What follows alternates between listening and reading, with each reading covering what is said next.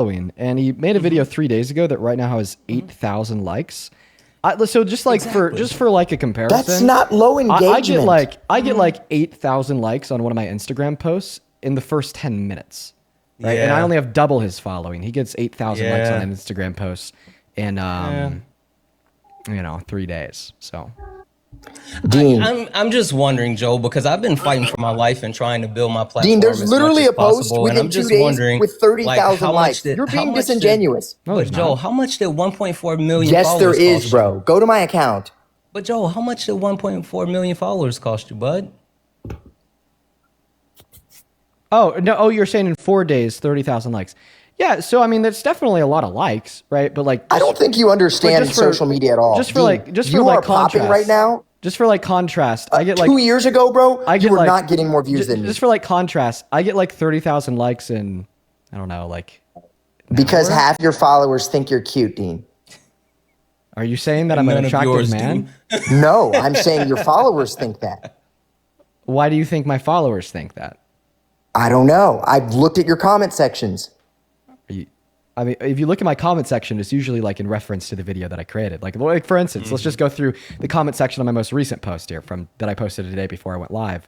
The top comment is, be safe out there. These people are not okay. Another one says, I see that you've had the Westboro Baptist Church. Another one says, quote unquote, how old is a minor? In reference to something that somebody said in the video. Somebody else said, even as a Brazilian, I'm speechless. So what the fuck is happening in the US? You scroll through the comments. You're not really going to find anyone calling me cute. So once again, why do you think that half of my following finds me cute?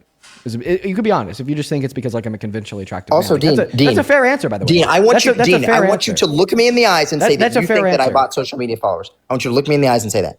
Well, see, the thing is, Joel, I don't think that you did. Because you admitted I'm just going along with it for the bit because that you saw me years ago. You bought social media followers. And you believe that? So totally. Say you swear. I swear. See, you don't believe that. You're just doing it to piss me off. Okay, I am just doing it to piss you off. You got me.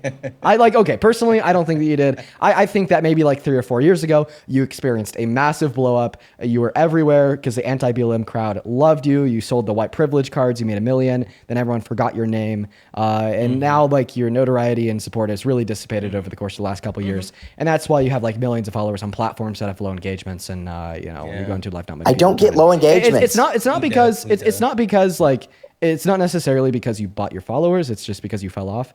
And like, by the way, I'm not even trying to shit on you for falling off. It's just something that happens to like 99% of people on social media. Like chances, like there's like a relatively like high chance that like I will fall off one day. Like that's just kind of like the nature of the cycle of social media. Only 1 out of 100 people that try to like start and build a following on social media end up like making it and getting a bunch of followers. Then out of like every 100 people that make it and get a bunch of followers, only like 2 out of that 100 end up like staying around in the long term. So there's like a relatively high chance that I'll fall off, just like you one day. Well, I'll say but I haven't fallen off. I'll say this, Dean. I think haven't fallen off. You made an excellent point. And so while I will say that maybe it's, you know what? So Dean, let me ask you a legit question. It's not 100% sure that Joel actually bought his followers. Santana is a nobody. It's nobody knows probable, but it's definitely possible. Okay, Santana, explain to me why you only have 70,000 followers, yet you're regularly on with Dean, who has over 1010,000 live viewers. Because a lot of people know exactly who he is. Exactly. But why does no one follow him? Well, funny thing about that, one, I build my own platform, but two, this account You don't build your own platform. You're getting put on, bro. Right now you're getting put on. Okay, yeah, sure. But the second thing is this account is like my backup account. My original account was permaban when I was like at almost 70,000 followers, so I had to start over from scratch. Okay, I have started over from scratch 8 times. It's fine. I will, build my platform brick by brick. I just didn't know if, like the cool thing to do was to buy 1.4 million followers, and if so, I just want to know how much that costs. Oh, I bought 1.4. Wow. You know what? Did I buy Jake Paul following me on this account too? Did I pay for that? Maybe he's definitely up for sale. Oh, he's up for sale. And like it wouldn't be above something that he would do. And I'm sure I bought my way to the White House too. I went and visited the White House 4 times under the president. Just paid for it. Well, okay, so first and foremost, I wouldn't put it above Trump. But second of all, I know like a bunch of people that have been to the White House under like the Trump presidency that are, kind of irrelevant. Like, dude, I just like randomly met somebody the other day that's been invited to the White House for the influencer get-togethers. Who? And her name was Samantha. Samantha what? I don't know. She's a younger Asian woman. I've never met her before, and she's been invited to the White House on a couple different Okay, so occasions. Dean, Also, I let's sold not $4 forget million that worth of white privilege cards. I couldn't have done that to fake Yeah, you people. did. Well, Well, that's let's where the not money forget came that, from to buy the bot followers, right? But why would I buy? Why would I That's a good want point. followers? That's a good point. Because you Ego. like it is an ego thing, probably. No. My ego gets lifted when I drive my $300,000 truck to the gas station. I can't go to the gas station anymore because people keep coming up to me. Did you just admit to talk to me? Did you just admit that your ego gets lifted by driving a big truck? Yeah, duh. What is the size of your penis? Big enough. I got a daughter. I doubt it. I did. Like, What do you mean you doubt it? That's like literally. That's like literally like the stereotype. Like the whole like the and compensation. like It's like made for the white like the people. like the overcompensating. Like dude, Yeah. like I don't think. Whoa, dude, turn the green screen off, brother. I'm turning your camera off. I don't even know. I don't even want to know what that was gonna be. What was he about Yeah, to one put? second. I gotta Holy stop myself smokes. there, Joel. What was he about to put on what the was that? What screen? was that green screen for, my friend? He said, "I'll show you." Dude. Okay, it's you and your wife. That's I'm fucking married, you dumbass. What'd you think I was gonna do? That's a lovely picture. That's a lovely picture, Joel. But no, what I was gonna say is it's like the stereotype to like drive a big truck to overcompensate for the small PP. And obviously, like I don't think that this For white people, I don't think that this I don't think that bro, this, it's for white people. It's I don't- not for black people. I don't I don't it's think for that this, men, period. Yeah, I think that this stereotype is just for men, not just white men, not just black men. It's just for men. But what I It's was going male to continue to say fragility. there, I don't even think that this stereotype is always true. You know, fun Dean, fact. you know I went back to work to get a real job because I was so bored at home, right? One moment. So, fun fact: I actually think that a lot of like big trucks are cool. I don't know, just I like them. I'm a. I have one of the coolest ones in the country. It's the only reason why it's not cool is because you own it and it says white privilege on the front of it. That makes what it the not coolest. cool. That's what makes it. Do you super know how lame. many times That's what makes it super lame. But what I was going to say there is so therefore I don't think that stereotype of that overcompensation is Dean, do always you even true, own a truck? but it's definitely true for individuals. Have you ever owned a truck, Dean? But it's definitely true for individuals. One moment, who's like say that they get a larger ego off of driving the truck. Like that's pretty crazy. Also, by the way, what I do is a real job. You know, you said you went back to work to get a real job. This is a real job, my friend. No, it's not. I do this too. It's not a real job. Define real job. I climb trees with a crane and spikes over people's houses that are in like difficult to reach places. That's a That's real job. because you fell off, Joe. You have to. Well, what I want to add. No, I don't. What I wanted to say there. What I wanted to say there is that's an example of a real job. But what's the definition of a real job? Because what I do is Dean, a real don't you job. live with your parents? No, I don't. Do you have your own apartment now? Yeah. Well, congratulations, big boy. Thank you. So define real job. You know my last house was $2.3 million? Nice. It's not the definition of what a real job is. So define real job. A real job is where there's like real risks. Risks. Yes, that you could get fired from. You can't get fired from this job. He could. So No, he couldn't. Who's going to You fire got him? You got fired from this, Joel. That's how you fell off. I didn't your fall father off. was fired. So you. in order to be considered like an individual with a real job, you have to possess the ability of getting fired. So like entrepreneurs that own businesses that don't operate with a board, like maybe like small businesses, would you argue that they don't have real jobs since they can't get fired since they're the sole proprietor of the business? Well, ironically, they're not considered a wage earner, which is how they avoid taxes. So you could argue they don't have a real job. Sole proprietors, they can't avoid taxes.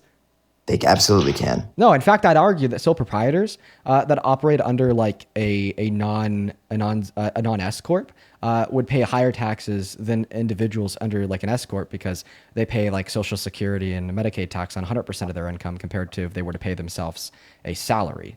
So I actually don't think that working as a but they sole have the ability to. proprietorship- I don't think that working as a sole proprietorship gives you a greater ability to avoid taxes. Actually, a lower one. No, that's not correct because they have an ability to purchase things to. Oh, then you also said that your offset last their income. You also said that your last house was worth 2.3 million. What about the one that you currently live in? 1.9. Go ahead, Santana. I was gonna wait, but there's a couple of different people I have to thank, and even more so, Joel. couple of people want to make sure they share a few things with you. W's in the chat for Anthony for the 5, for the got him did. Benjamin, thank you so much for the 10. Benjamin made a great point, and this is why I wanted to say this. That's wild. He has all these followers and still shows up here for attention. We've already determined that his ego is directly connected to the amount of attention he can get. That's why he's talking about the truck and the house and all this weird stuff. Andrew, thank you so much for the 5. Says Santana, who's this guy? He's a nobody.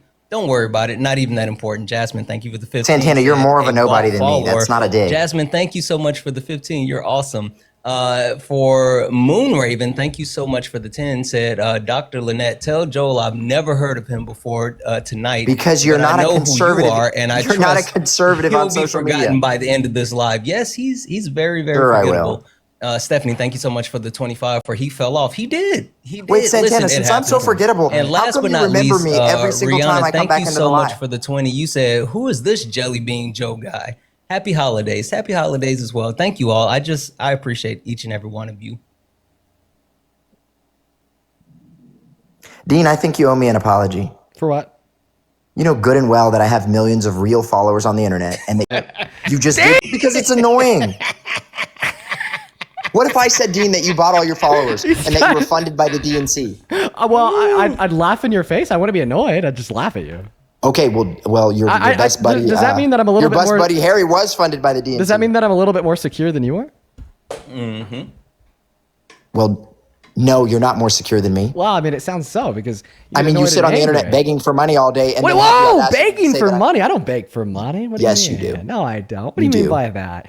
And you make $1 million a year begging $1 million a year? Jesus $1 million Christ. a year. Wait. Okay, first and foremost, if I did beg for money and I did make $1 million a year, I'd be the most successful beggar ever. Second of all, I don't beg for money. Individuals that are watching this stream, like the 15,000 people on TikTok, just have the free ability to go to the link tree in my bio to find my Venmo, my PayPal, also top of the phone screen. So you receive donations for money. Moment, so what are you, a charity? One moment. Or the people watching over on YouTube, the 5,300 people over there, can also find the V and the P in the pinned message to send me a donation or get 100% of the proceeds, and you can attach a message right now. I'm not begging for money. And by the way, you said, what are you, like a charity? No, these are... I am perfectly okay.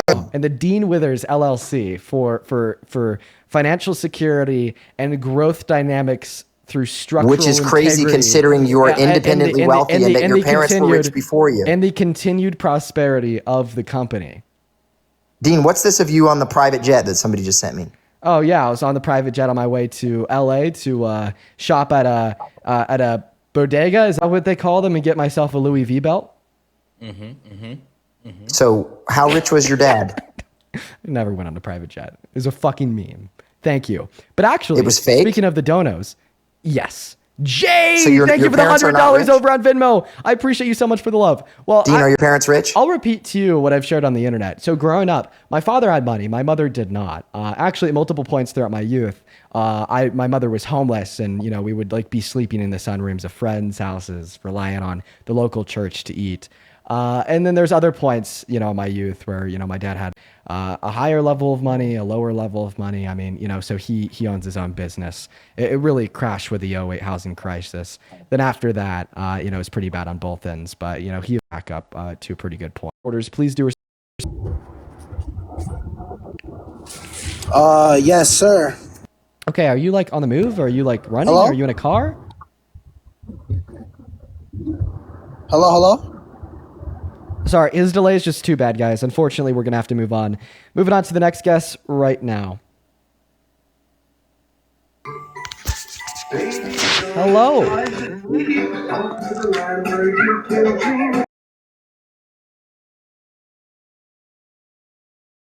Okay, I think that Trump supporter's a little bit too busy learning their shapes. Chevy, once you're done learning your shapes and how to count to 5, feel free to hop back inside of the queue. I don't want to disturb your lesson. Moving on to the next guest, Bray. Here we go. Everybody just do be patient. Everyone just do be patient.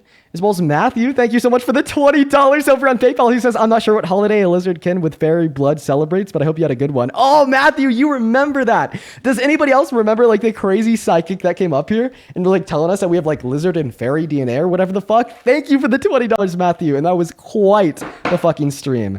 As well as Brenna, thank you for the $15 over on PayPal. Appreciate you for the love. Who says, Joel is just salty. He's not getting donations. That came in 20 minutes ago when he was up. I think that he was salty for a lot of reasons. Definitely very insecure, man. As well as M, thank you for the $10. Appreciate you for the love, M. You guys are being so kind today. Show some love to all of our donors. And we actually got a big one here. Holy shit, dude. Oh my God. Annabeth, thank you for the $200 over on PayPal. Oh my God. You guys, what is going on today? Annabeth with a $200 says, "Hey Dean," in all caps, by the way. Hey Annabeth, in all caps, by the way.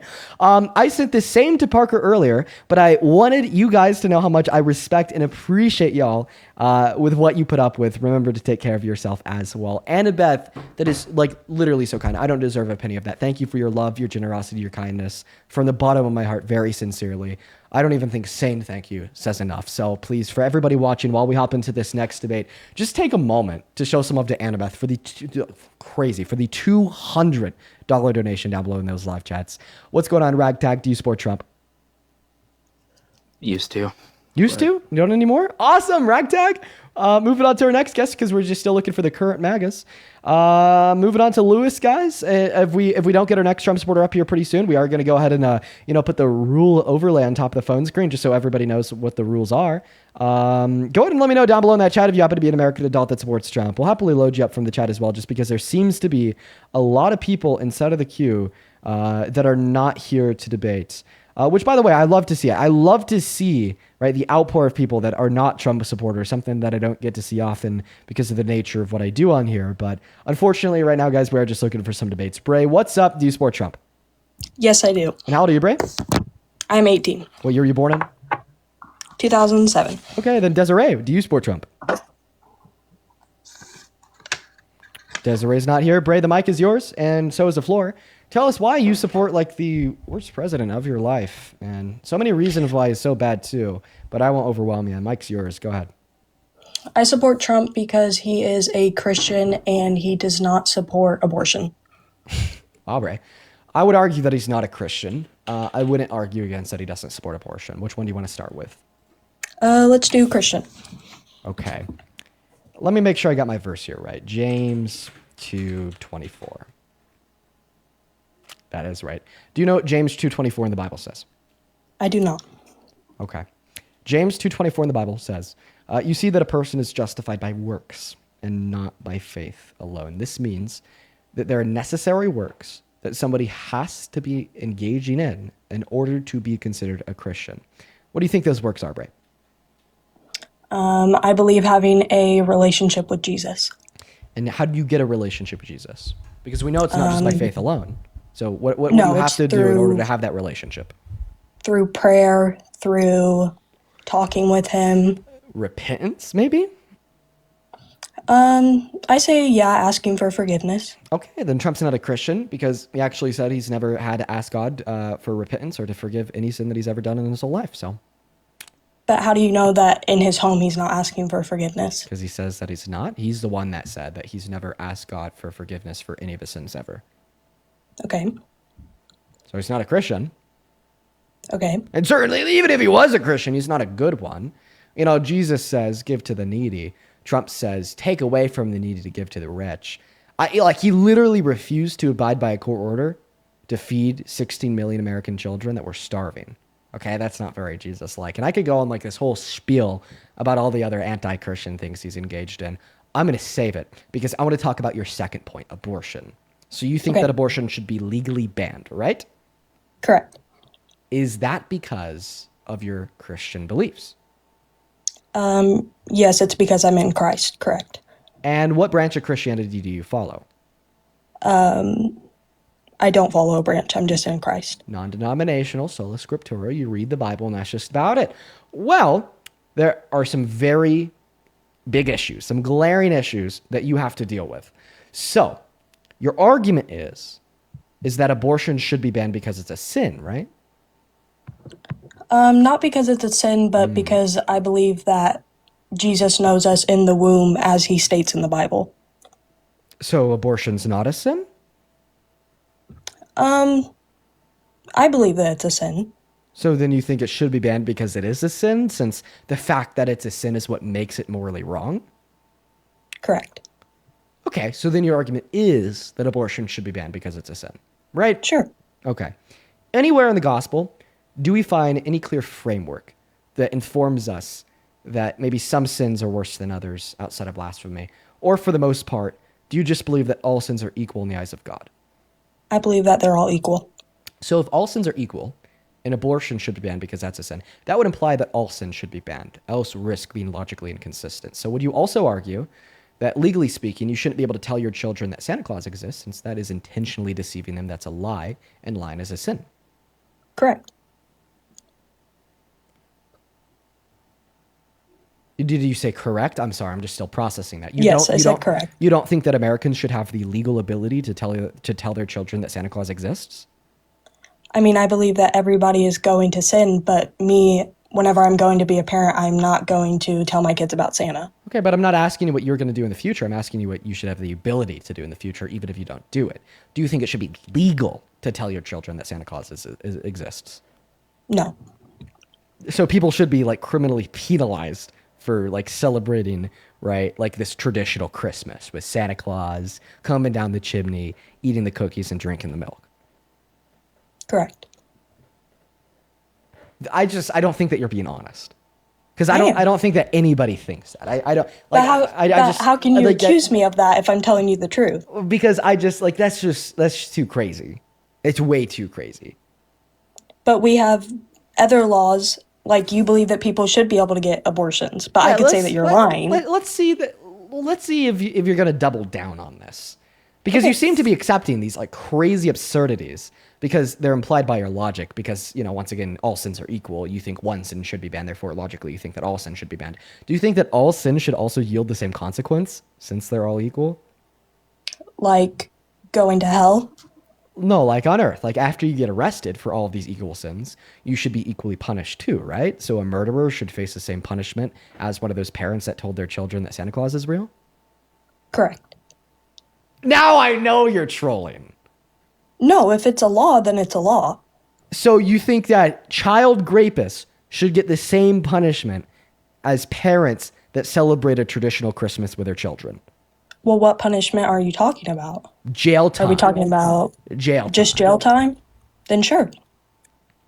If you're saying that it's a law is a law.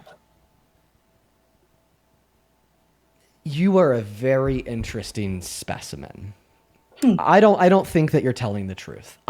For the sake of my mental health, I reject that you're telling us how you really feel.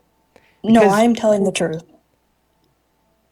So you think it's just as wrong to rape a child as it is wrong to tell that child that Santa Claus exists? No. Now you start the honesty.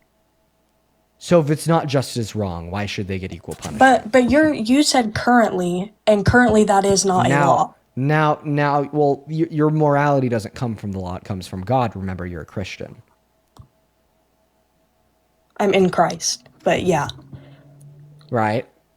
So, but I'm not talking about the future. You told me to talk about the current. Right. So you think so in accordance with everything that you've shared with us to date, saying that all sins are equal, all sins should be banned, and all sins should be punished the same, it would therefore be implied that you think it's just as wrong to rape a child as you think it would be to tell that child that Santa Claus exists. But I just asked you if you think it's just as wrong, and you said no. So now you're starting to switch up, but I actually appreciate the switch up, because I would hate for you to say that you think that child rape is just as wrong as a traditional Christmas. So if you can agree that child rape is more wrong than telling a child that Santa Claus exists, why do you think they should yield the same punishment? Well, is breaking a law a sin? Not necessarily. From the Christian worldview, Right. You'd argue that if the law is... I'll leave my answer to not necessarily. I'll leave my answer to that. Now, can you please answer my question? Yeah, can you repeat it again? If you think that it's worse to rape a child than it would be to tell that child that Santa Claus exists, then why do you think in your idealistic world where both of these two things are illegal that they should yield the same punishment?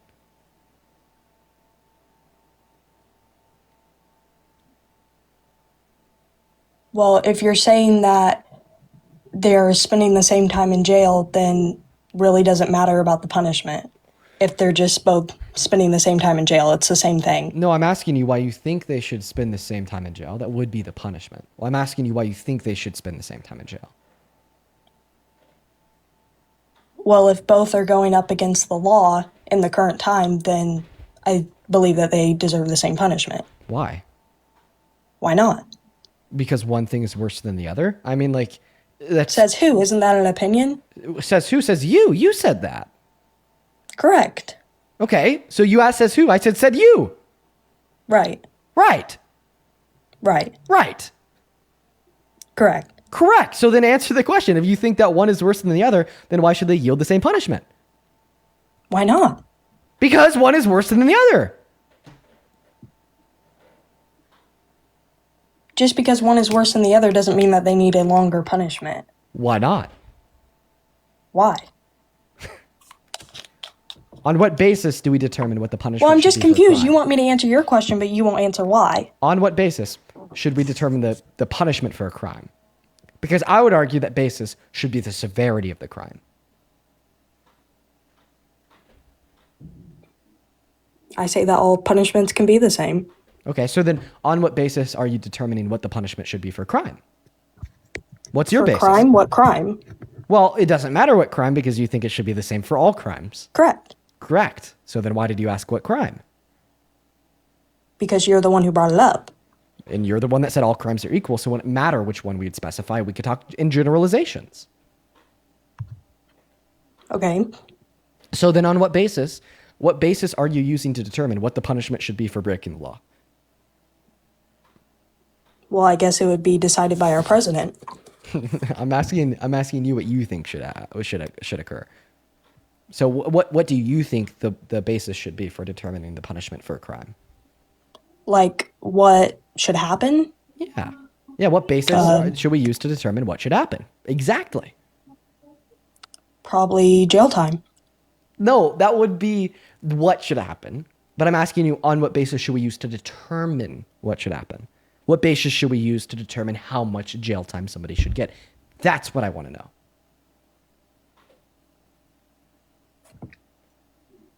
I don't really understand your question. What do you mean by basis? Or were you lying about your age? I could show you an ID. I'm not lying about my age. Then I have no other explanation for what the fuck is going on right now. I have no other fucking explanation for what the hell is going on right now. You're telling me that you're seriously 18. Please, if you were lying about your age, just tell us. Like you. I am not lying about my age. Oh my god. Okay. Wow. You know what? I want to see what your response is to this. This is going to be interesting. Like at this point, I'm just interested in seeing how your brain works. So you told us that abortion should be banned. You vote for pro-life, for Trump because he's pro-life. Is God all good? Is God all good? God used to have anger in the Old Testament. It's not the question I asked you. Is God all good? Is God all good? Yeah. Correct. Okay. First and foremost, somebody in the YouTube chat, just before I actually talk about this, I'm going to go ahead and delete their message so no one could find it. Somebody in the YouTube chat just said that they're 14 and they could understand Dean perfectly fine. Point number one, okay, you're young. If you're 14, like you shouldn't be like too involved with politics. Like you're young, you know, go do something that isn't like focusing on the existential crisis of the socio-political climate of the world. Now, point number two, I also hid your message so nobody could find it because you're minor. We're going to protect you. Point number three, I think that this really goes to show, right? If a 14-year-old can understand what I'm saying, why can't you? But point number four, you did say it was correct that God is all good. So God would never like command an abortion, right? Correct. Okay, well, he actually did in Numbers 5:11 through 31. He actually told women on how to get abortions. And how was the abortion explained? Yeah, if a woman were to cheat on her wife, then that If a woman, If a was to cheat woman on her was to wife. cheat on her wife. Sorry. Right. Let me Right. rephrase myself here. God, a kid's a little freaky sometimes. Don't know if he gets, that freaky. I guess he did make them. He did make lesbians. He's all knowing too. He knows what it's like to go to Scissor City. Where fun does it say fact. that he made lesbians? Well, the fact that you said earlier that God made us when we were in our mother's wombs, and being a Correct. lesbian or being gay is He also gave hardcore us to them, free too. will. Yeah, free will over the things in which we could control. But like in the same way that you can't control the size of your foot or the color of your eyes, you can't control your sexual orientation. But It's driven by I can biological control who I preconditions. like. You can't. I can. No, in reference of like sexual orientations related to being gay, straight, bi, queer, pan, and all the other options, you can't. But she left. Hey, welcome in, Jenny. Hey, y'all, can you hear me? Yeah, so you're a Trump supporter? Hi. Yes.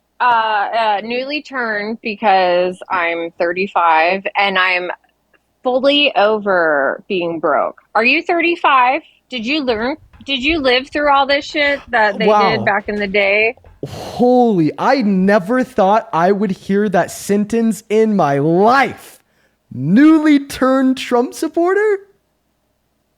Well, what else is happening? Like, where's the other side, babe? You asked Don't me. mammy. That's bull. But You wait, are such a come on. child. Oh, You well, are such a child. Wait, if I'm the child and you're the adult, I mean, it's only respectful that I call you ma'am, right? No, only officers in the military get called ma'am. Oh, yeah. Thank you. I Yeah, served my thank you. time You're as an welcome. enlisted Marine. I served my time as an enlisted Marine. I don't need ma'am. Yeah, Ma'ams then are also, for officers. Thank you very you said much. that I'm a child. Could you try to be a little bit nicer? That's really rude and demeaning. I'm 21 years As old. what Thank you just gave the last, person, you don't know her age. You don't have any Well, she kind did of tell us factual that she's information. 18. So, but did she show you her license? You guys run your mouth so hard with no factual based information. And this goes Wow. beyond Trump. This goes beyond the Democrats. If Jenny, everybody I think that I would need you just to calm stop. down. Oh, that's cute. How about you calm down? I'm pretty calm. Look at me. I'm chilling. I know, but you're interrupting. I got my anxiety So pen it's and everything. cute. I'm 70% anxiety rated through the VA because what the Marine Corps did to me. So thank you. I have plenty of anxiety. That's cool. Why don't you come after the entire country for their anxiety? I'm a No, mother I of said 3 I have an kids. anxiety We pen. have I have plenty. anxiety. And the anxiety pen helps me calm down. No, you're so cute though. Whoa, right? You're Jenny. so calm, cute, collective. Because that's the persona. Jenny, you can't call me a stop with child the and call me persona. cute. You cannot call me a child and call me But cute. are you over? I can because are you over 18? Just like you ask everybody else, are you over 18? So actually, as an adult, I can say you're acting like a child. Okay. I can as a mother. I have 3 young children. I can call you a child. You're acting like a child. And as the You're intellect, interrupting me. I could say you're acting like a dumbass. Do you have a master's? Do I have a master's? Do you have a master's? Or are we even in our bachelor's I'll degree answer that question. you're some kind of genius at the age of what, 22? 21. Exactly. Oh my God. Look I'll at it. answer I your was question. almost spot on. It's cute. I'll answer your That's question. my point. Jenny, You guys are so cute. No, I'm not going to get interrupted because that's the problem. Everybody wants to interrupt everybody as soon as they think they have a higher point to prove. Yeah. You say, wait, I can tell you something better. Mm-hmm. And I say this as a majority supporter that just wants full-blown success for everybody. It starts with money, and that's where my support lies. Mm-hmm. People need to be supported, right? So if you support people who want to put the money where it belongs, then you find the heart, you find the empathy, and you move on. Mm-hmm. Because what happened back in the day? Were you a peasant in the 30s that knows what the Great Depression was like? Or are you sitting with your headphones, your microphone, your apartment? You know, I graduated in 2009 in the height of PayPal, all this technology bullshit. And tell me what anybody was telling us in that graduating year. Can we skip to the end, Jenny, so I could respond? Go for it, babe. Wow. Thank you so much. So I don't even That's what maturity looks like. So I don't even Go know for what it. to start with. I think I'm gonna ignore like that 90% of that was kind of just personal assaults and yap. You know, I'm just gonna skip to the end here and address the reasons that you gave me insofar as why you support Trump as president. So you flexed on me. You said I have a master's. You don't. You're also 21. What? Can you know No, more I than said, me? do you have one? I Yeah, said, do well, you? Don't put words in my mouth. I said, do you have a thank you for master's? I correcting have me, a Jenny. bachelor's working on my master's. So unless you Thank have a you. master's above my Yeah. education level, then you can correct me. Well, But as someone working on their master's in sociology in the study of the masses, I think I can kind of understand some shit. yeah, But Jenny. you're Can I 21 go back and to have having all the the mic knowledge. now? So listen. If you need to. Listen, I don't claim to be an intellect. I don't claim to have all the knowledge, nor do I have a master's. And honestly, I don't even think I need a master's to know that if our goal is to lift everybody up, and the fact that that starts with money, per your own suggestion, then Donald Trump is not a president for the people, considering the fact that he's taking the money out of the pockets of the people that need it most by defunding Medicaid by $900 billion over the course of the next 10 years, which according to the CBO, the Congressional Budget Office, ran by Republicans, from their conservative perspective, will kick 10 million low-income Americans off of Medicaid in the next 10 years. And then, of course, by defunding an ACA tax credit subsidy and allowing that to expire, as Donald Trump's puppets in Congress have, will increase the cost of healthcare by 300% for 45 million Americans on Medicaid through the ACA. And by the way, according to the Center of Budget and Policy Priorities, the big beautiful bill is reducing the purchasing power of over half of America, impacting the average American making at or under $51,000 per year by taking their money away by defunding food stamps, taking their money away by defunding Medicaid, taking their money away by defunding clean energy credits, increasing the price of energy, and then taking it from them and giving it to the rich. So, ma'am, even though I don't have a master's, even though I'm 10 years you're younger, even though according to you I'm just a kid, when we look at the facts, we just simply see that as it relates to politics, you're wrong. Donald Trump is taking from the working class, taking from the low class, taking from the people that need it the most, just to turn around and give it back to himself and his other rich buddies. And this is not just contradictory, but antithetical to your suggestion that we should all support Trump because he's for the people, he's giving them opportunity, and he's putting more money back into their pockets. Hey, I love that. I love everything you said. You've changed me back. I've switched back. Do you love that? I don't love your condescension, no. No, I swear I'm an independent, and I just had to get on here as a 35-year-old who's been through the bullshit back when I graduated high school. And I want more people like you to get up and do what the fuck you're doing and get these people who need to hear that shit off of TikTok and get out there and do more about it in person, babe. Wait, Okay? so you're telling me that was all a bit? Well, no. I mean, I'm half-half. I do wish there was more money going to people, but if it means that we need to get behind the people putting the money where they think it needs to go, but So are in you reality, so are you a Trump supporter? I'm half a half. Let's see if I could get you It's off not that so- fence. You think? I bet I can. Because like I said, I'm a veteran who's fighting the VA, Yeah. who doesn't think as a female I rate what I want. Yeah. So, or not what I want, but what they've done to me by some males in the service who put us women down constantly. You know another man So who's how put am women I down supposed constantly? to You know stay- another man who's I know, put women my down point, constantly? My point. Like, I want the money, but Listen. at what cost? What Listen. are we doing? What are we doing? Listen, let me just ask you a quick question. Would you get off that fence and would you run towards, run away from Trump? You said that you're a member. I like said that that you were- words. you said no, that- I see where you're going. You said that you're a member of the military. You took an oath to uphold the Constitution. Well, If yeah. Donald Trump had called for the termination of the Constitution, What about it? if Donald Trump called for the termination of the Constitution, would you, as an individual that took a lifelong oath to uphold the Constitution, still be on that fence, or would you be running off that fence and away from Trump?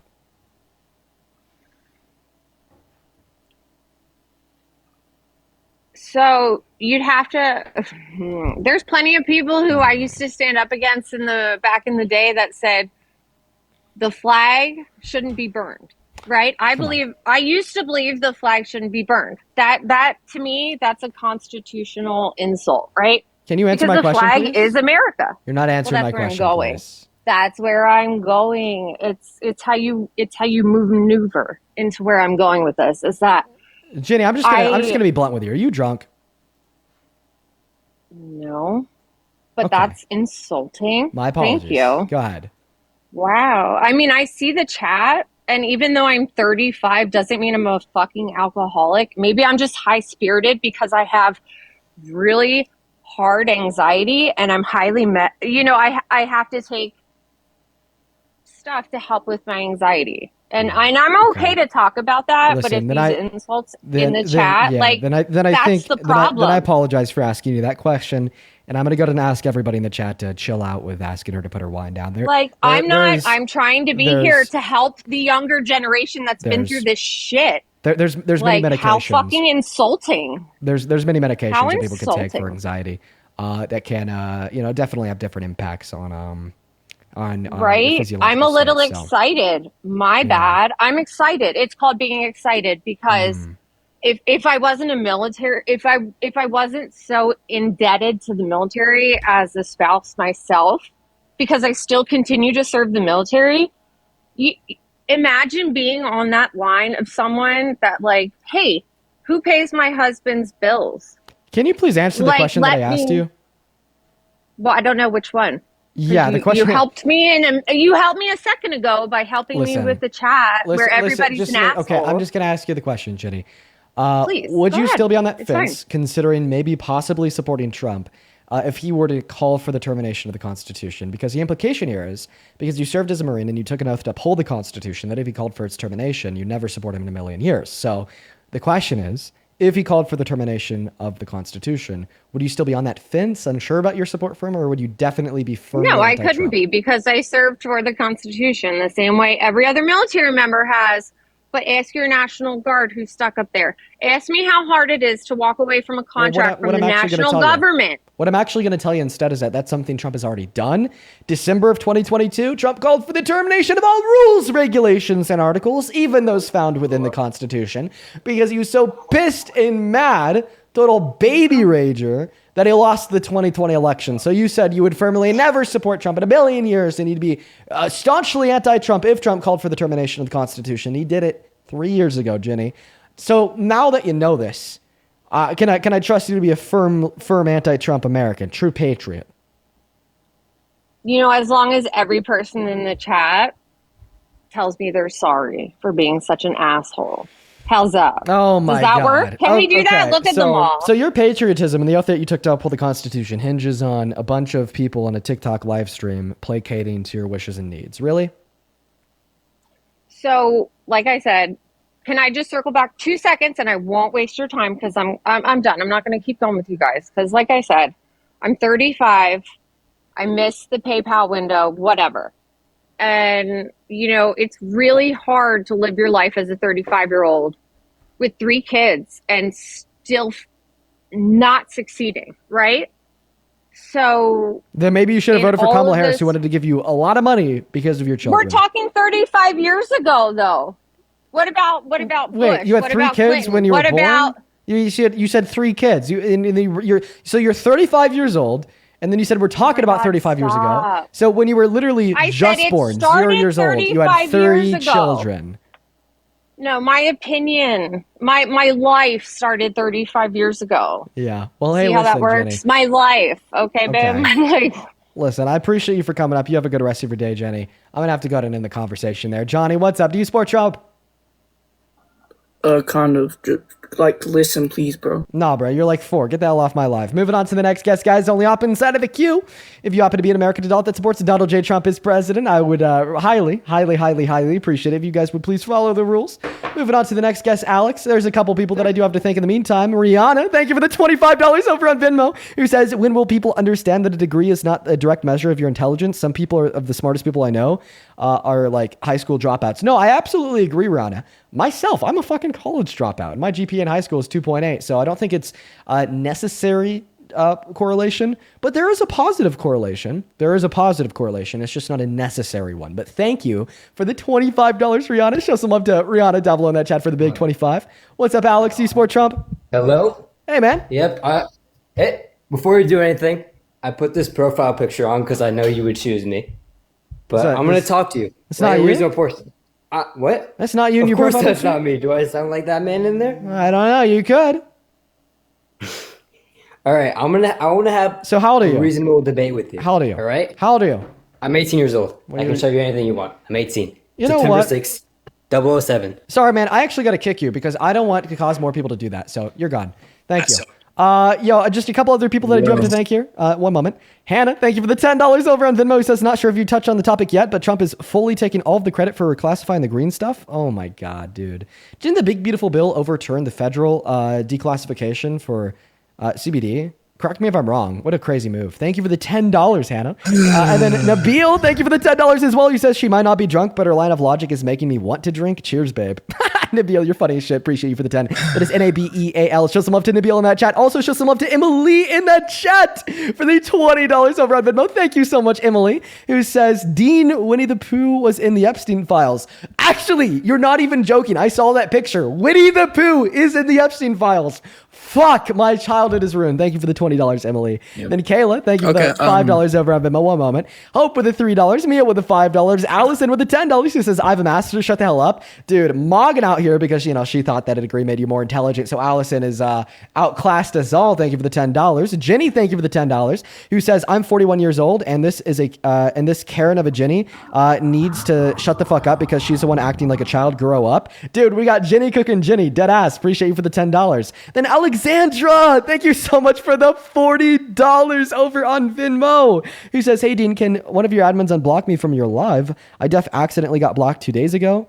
I'm a 39-year-old friendly help. You know what, Alexandra? I'm going to trust you. I got you. I'll unblock you myself when I get a moment. Thank you for the $40. Show some love to Alexandra down below in that chat, everybody. Please show some love to Alexandra. Thank you, thank you, thank you. A billion times over. Someone else I'd like to thank here is Allie with a $20 on Venmo who says that Jenny's insufferable. Deadass Allie, thank you for the $20. Show some love to Allie and Alexandra. Landon with a 5, Caitlin with a 3, Shauna with a 5, Berkeley with a 1, and then Morgan, thank you for the $11 and the 11 cents on Venmo. Over on PayPal, Marisol, thank you so much for the $25. Who says, hey, Dean, been watching you for a while. Found out some of my close family members of mine are minority Trumpers. Hope to get more talking points to respond to them. Well, tell me precisely what they believe, Marisol, and I'll tell you what I can to try to change their minds. Thank you for the $25. Let's get 250 Marisol W's and 500 Jack W's. You guys are going crazy today. Jack sent $50 over on PayPal. This is one of the last donations, by the way. We'll get into the debate shortly. Jack with the $50 says, my father hates Democrats and anyone who doesn't support Trump and anyone who doesn't agree with him. As a trans man and Trump hater, it's hard to live with him. Keep spreading facts. Don't lose too many brain cells, and Merry Christmas. Jack, first of all, does he accept you? Like, are you good? Are you safe? Like, please, let me just, if you need any help, any insight, just please send another message. But thank you for the $50, and I'm sorry that you got to deal with that. Then also Alyssa with a 5, Andrew with a 5, and Craig with a 5. Appreciate you guys so much for the love. And then one super chat that I want to thank you. Thank you so much, Lisa, for the $100 over on super chat. Holy fuck, Lisa. Lisa with 100 says, my father was a decorated combat vet in World War II. She could fly a kite for supporting neos, clans, and sensationalists over those that fought before. Lisa, thank you so much for your father's service. Thank you for being here. Thank you for the $100. Please show some love to Lisa down below in that comment section. And my great uncle was actually a veteran of the Vietnam War, but he went missing in action. He's one of the 500 MIA. Thank you for the 500, not for the 500. Thank you for the $100, Lisa. Thank you guys so much for all your support. Creed, welcome in. How we doing? Yo, thank you. I'm doing good. I don't have a lot of time. I'm just coming on here to say, tell your fans to leave me alone. You understand by getting on a stage in front of let me correct myself, 20,000 of them, they're just gonna not leave you alone, right? I'm just tell them to leave me alone. They're in my DMs, they're in my comments, You coming up on live, dude, let's just go over some basic media literacy. PR 101. Okay? If you go up on stage in front of what is now over 20,000 people that have a predisposition to not like you and to want to annoy you because of who you are and what you believe, and you tell them to leave you alone, you are only going to get them to annoy you more. No, that's why you tell them to leave me alone. You think they listen to me, man? You were Yes. sadly mistaken, my friend. Yes, they listen to you. Like, what? They don't listen to me. They just agree with me. You know, I don't have a lot of time. I'm just saying, you tell your fans, you tell your supporters to leave me alone. Well, let's take a look at what they're saying to you. Let's see if this is a legitimate claim. Yes, I know what they're saying. I got like 2 minutes left. So, hello, welcome to the appeals department. We're going to hear your case, okay? Judge, jury, and verdict coming from none other than Mr. Withers over here. So, Creed, what are the people saying to you? What are they commenting? What are they DMing you? Tell us all. Well, there's a lot of crazy stuff that they're DMing me, and they don't even know me. I mean, there's worse than what they were calling me by saying I'm Phil and crap. I mean, there's some. I have screenshots. There's some crazy stuff that your fans are saying. They're calling you Phil? Yes, and okay, one called me a grapist, and they don't know who I am. Okay, yeah, don't do that. It's that seriously, guys. Don't do that one. That one's real bad. Don't just call. There's worse than that one too. There's like a whole bunch of crazy stuff. Okay, but they're calling you Phil. You know, honestly. Yep, that's the main thing. You care more about being called Phil than a rapist. Unbelievable. All right, bro. I'm leaving. So I'm just sorry. like you're indulging in it too. I'm so sorry. They've hurt your feelings. All right, bro. Such a grave way. All right, according, no. According to my philosophy. All right, bro. You're not funny, bro. Like morally. You're lucky I don't see you in real life, buddy. I'd slap the shit out of you, dude. I would backhand the shit out of you, Dean. You say that to my face on everything. Same with all your fans too, bro. This is like. You guys think it's some sort of joke, bro. You guys are disrespecting me. You don't know who I am. So, you want to hit me? Yes, because you're disrespecting me, yes. Your voice is shaking, and we're just talking over the internet. I don't know if you'd make it 10 seconds. Bro, because you're making me so mad, bro. Your voice is literally fucking shaking. Like, we're just talking. Dude, take a chill, Phil, please. Take a chill, Phil, okay? Take a chill, Phil. Moving on to the next guest, guys. You know, we've actually ran into that quite a bit. So this guy named Kai, hopefully you haven't heard of him. If you have, I feel bad for you. This guy named Kai, he's a Mormon, but he's also like far right, very racist. He's a race realist. He's a crazy motherfucker. He approached me when I was at America Fest in Arizona, right as me and Parker were walking away for the day. We just did 6 hours worth of film and debates, so on and so forth. And he's like, "Do you want to debate?" And then we're like, "We're leaving, man. We've been here for hours." And then he's like, "Oh, you're running away from me, like you accused Charlie Kirk of running from you." And then I'm like, "Okay, we're gonna continue to walk to where we're going. If you want to walk with us for a little bit, if you talk to me, I'll talk back to you." Then he had like 5 of his friends standing around him recording him. He was fresh for the day. He just got there. I'd already been there for 5 hours. I was tired. And he brings up the 14th Amendment and birthright citizenship and gets his shit fried. I end up getting a verbal concession from him. And then he goes on Twitter, posts a still frame image saying that he mugs me, gets 3K likes. Respond to that by bringing up the fact that at the end of the conversation, he reached his hand out to try to shake mine. I didn't shake his hand, of course. I said no. I said, "I'll pass. See you later, Kai." But his hand was shaking after debating me. His hand was going like this. And I told him on Twitter, any aura that you think you gained from this photo will be lost the moment you post the video of our debate. You got absolutely slammed, and you were slammed so badly, but at the end of the conversation, you were shaking and you admitted to it on camera. Post the video. We're 5 days out since, the great downfall of Kai with that banger. And we still haven't seen him or any of his friends post the video of our interaction. So, I mean, he's just completely ignoring it, completely dodging and pivoting. Can we get a RIP for Kai in the chat while we're trying to load up that next Trump supporter? Let's get a rip Kai down below. Because dude's over. Rip Kai, even if you don't know him, Give him some of your condolences, because that is something I wouldn't wish on my worst enemy. Welcome in. Do you support Trump?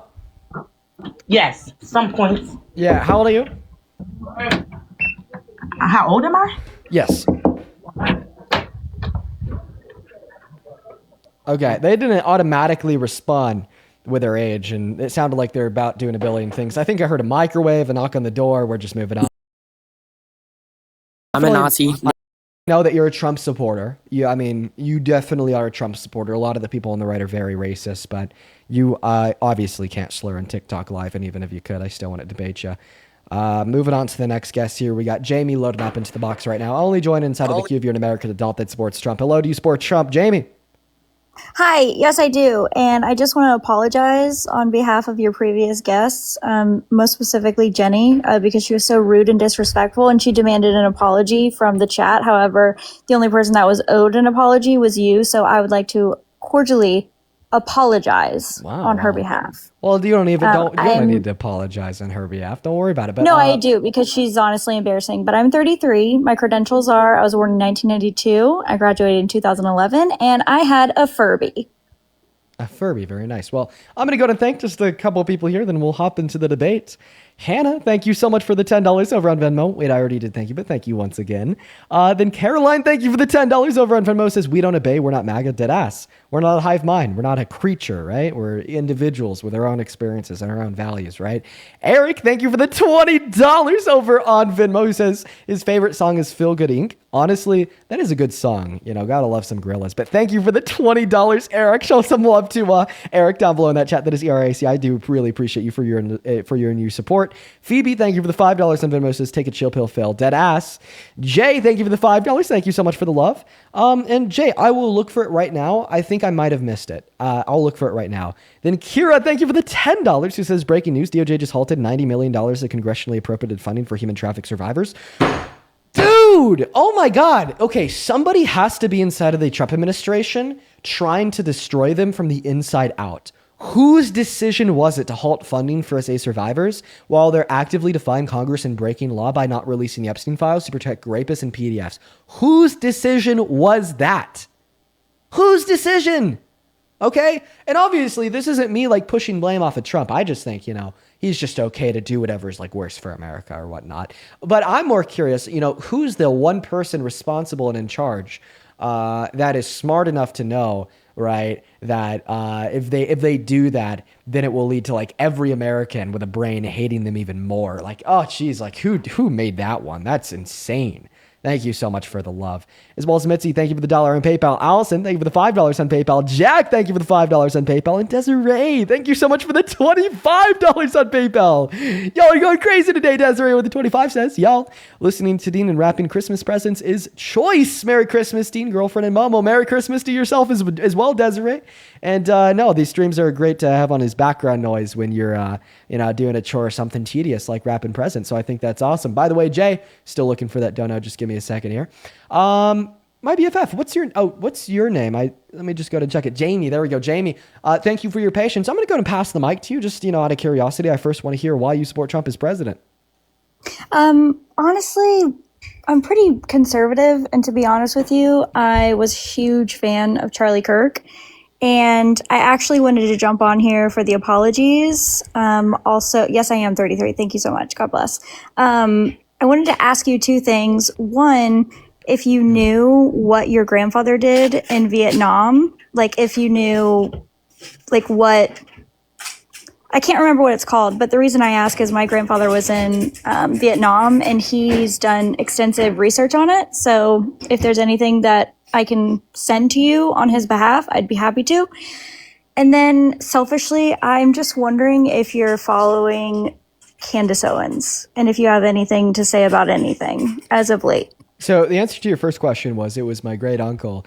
And I think the word's captain. He was the captain of a helicopter that got shot down over the sea off the coast of Vietnam, and he went down with it in the Air Force. And no, I'm not following Candace Owens. I've consciously decided just to stay out of the loop with her and what she's reporting. I totally get it. Now, I really want to talk to you about your support for Trump, okay? Because you seem like somebody that could be open-minded. You seem like somebody who could be really good to talk to, a mind that I could possibly change.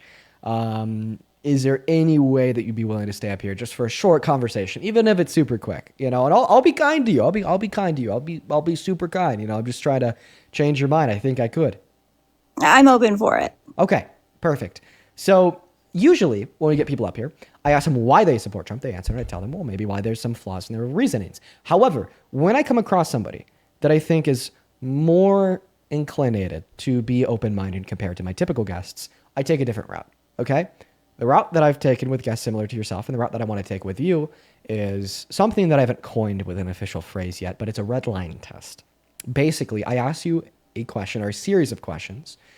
Would you still support Trump if he did X? We get your honest answer, and then I tell you if he actually did it or not. I prove it certainly. And this usually changes the open minds of the minds of individuals who have open ones. It was a really butchered sentence, but you get the gist. So first question, would you still support Trump as president if he, with no good reason, called for the execution via the means of hanging of his political opponents? Of his political opponents? Yes. Democrats. No, I don't agree with doing that. But if he did do that, would you still support him as president? That's tough because he says so many outlandish things that I don't agree with, but if the answer to the question is no, you could say that, okay? Like, yeah, sure. Like, it's crazy that your answer is no, but just be honest. Just be honest. I know the pickle I'm being put in, so I can't, as awful as this sounds, I can't say that would change my mind. Okay. Would you still support Trump as president if he had sexually exploited naked women and naked girls?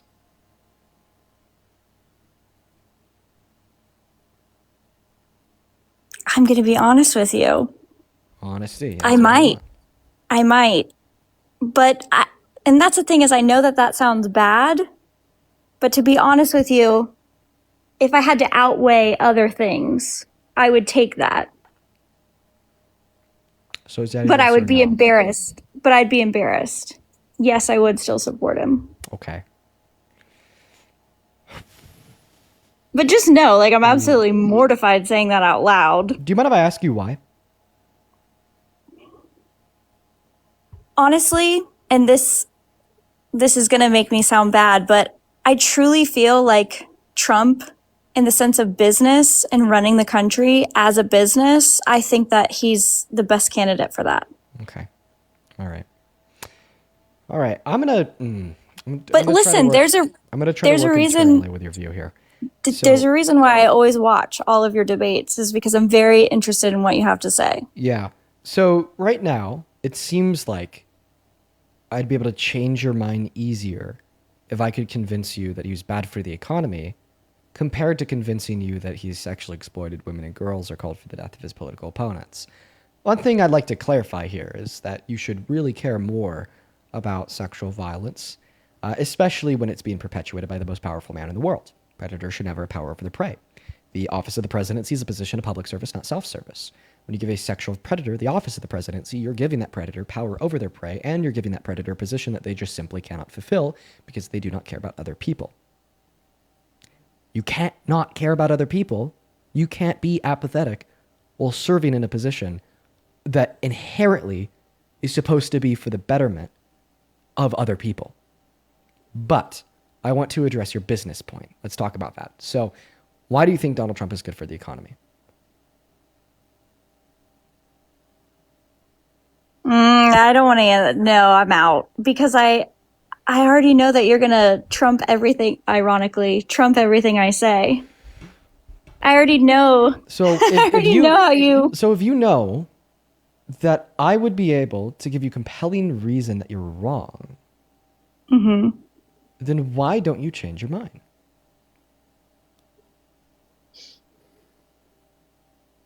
I don't know. Do you feel like it's cognitive dissonance? For years, I was Catholic. I grew up in a Catholic family, went to a Catholic school. And when I hit the age of around 13, 14, people started giving me compelling reason why I was wrong. It took me many years after I started to hear compelling reasons why I shouldn't be a Catholic to actually drop the belief, even though upon originally hearing those positions, I knew I shouldn't be Catholic. I just had to overcome the disconnect between me knowing I shouldn't be this because there's no reason to be this, and me actually ceasing to be that. And that is cognitive dissonance, a disconnect between your rational faculties and your emotional faculties when forming your beliefs. That's like cult-like behavior. Yes. All right. Okay, well, how about this? I think I'm a lot more confused actually speaking with you about my support, if that makes any sense. Like, I feel like it's hard to be in the middle because here's a lot of things like with liberals, like I could literally have like a 1000% party based off of like human rights and different things like that. Like I'm all for it. Like for women's bodies and decisions, totally all for that. Not pushing my religious beliefs on anyone. Okay. So I think I'm sitting on the fence now. Now I think it's more. It's. I have a question. Would you You be made me willing? realize it's embarrassing to say that I would support him through that. I bet it's embarrassing. Okay, and I'm not saying this to attack you. I'm saying this because it's true. It should be embarrassing. And the reason why that should be embarrassing is because it shouldn't be something that you believe, because it generates and creates harm. Well, and the only reason why I would still support that person is based off of the entire country benefiting from his other points. Does that make sense? So I won't. But say, I grew up Catholic too, so I think that that's a part of that. I won't say it makes sense because it doesn't, because the country doesn't benefit from everything else that he's doing.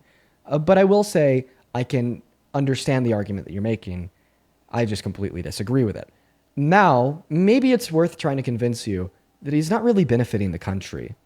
One sense that he's really damaging to this country is economically. He doesn't do anything for the average American.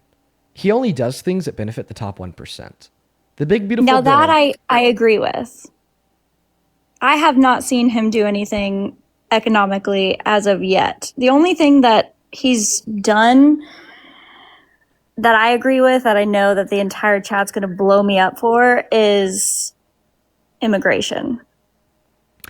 What has he done in the realm of immigration that makes you support him?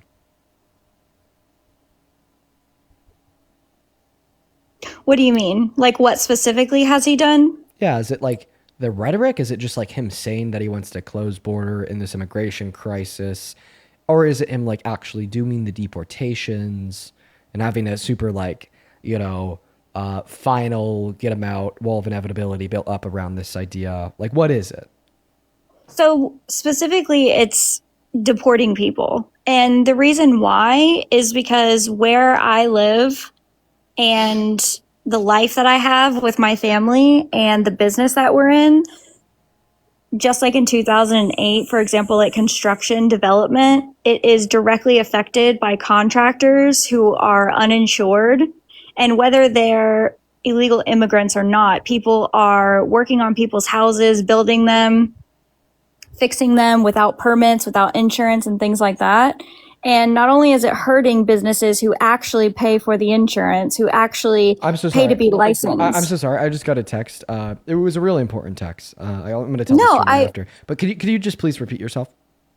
Yes. So specifically, I agree with deporting people because, for example, there are a significant amount of people, specifically in Florida, who work for contractors who are not licensed, not insured. And the problem is they underbid people who are insured, people who do have licenses. Okay. So, for example, like in 2008, the construction business of anyone who is doing things legally could not do that because they were underbid by people who don't have those expenses, such as insurance, such as actually having a license. And it does not benefit the people who are receiving services from the people who are not insured, because if their water heater breaks and it wasn't done by someone who is insured, then their homeowner's insurance is not going to cover it. And if they sell that home to someone, does that make sense? Yeah. Okay. So it seems like, so first and foremost, if a company is operating, is it illegal to not have insurance in this sense? Like, yes. I'm not super familiar with the concepts that you're describing because I'm a political debater. I don't work in construction. Okay. So you said it is illegal. So couldn't we just like target the companies that are engaged in this illegal practice of foregoing the cost of insurance to lower, the price of their product to outbid competitors instead of, deporting undocumented immigrants? Like, so I feel like we could, like, two things could be true here. We could go out, we could go after companies that are selling products for lower prices because they're not holding to this legal standard of having insurance. B, we could give undocumented immigrants a pathway to residency or citizenship, so then they actually have more bargaining power in the market, because they're not under the threat of being deported. They could access social benefits when they need them. So it's not, you need this job or you're going to starve to death. Which will then increase their median wages, meaning that a company can't hire undocumented immigrants and pay them less on average, which would result in the conclusion of more economic productivity, more companies acting in adherence and accordance with the law, having insurance, not underpaying their employees because they're undocumented, because now they're residents or citizens, which would then result in other companies not being outbidded or harmed. And this is incredibly preferable to mass deportation, which is us just destabilizing the industry as a whole, because 1 out of every 7 construction workers is an undocumented immigrant. Now, I agree with that. But in addition to that, for example, not only are people, it's not necessarily that I'm saying that immigrants are taking jobs from Americans, because in this specific example, it's not necessarily that they're directly taking the jobs, they're working and doing the labor. But the problem is companies are able to hire them and pay them under the table. And I don't think that people should have to work under the table to make money. But so that's not true. Undocumented immigrants don't have to work under the table in order to work a job. You have Obama to thank for that. He created a program giving work permits to undocumented immigrants. So undocumented immigrants can legally work over the table and pay taxes as a W-2 employee through ITINs. But once again, even if you were right and they could only work under the table, the obvious solution there wouldn't be to remove them from the market and harm them and us and the market, but to rather give them that pathway to residency or citizenship. But not only that, for example, so anyone who comes into this country, obviously that's illegal. And I'm not saying like... Here, by the way, everybody, Rokana is going to be joining us on stream here in literally 5 minutes. He was originally slated to come up here for a 30-minute conversation, but because one of his meetings ran late, he's only going to come up here for 15 minutes, but still valuable time. If you don't know who that is, he's the most effective legislator in Congress right now. He's the only Democrat doing shit. He did the Epstein Files Transparency Act, and he's towing the line with holding the Trump administration accountable.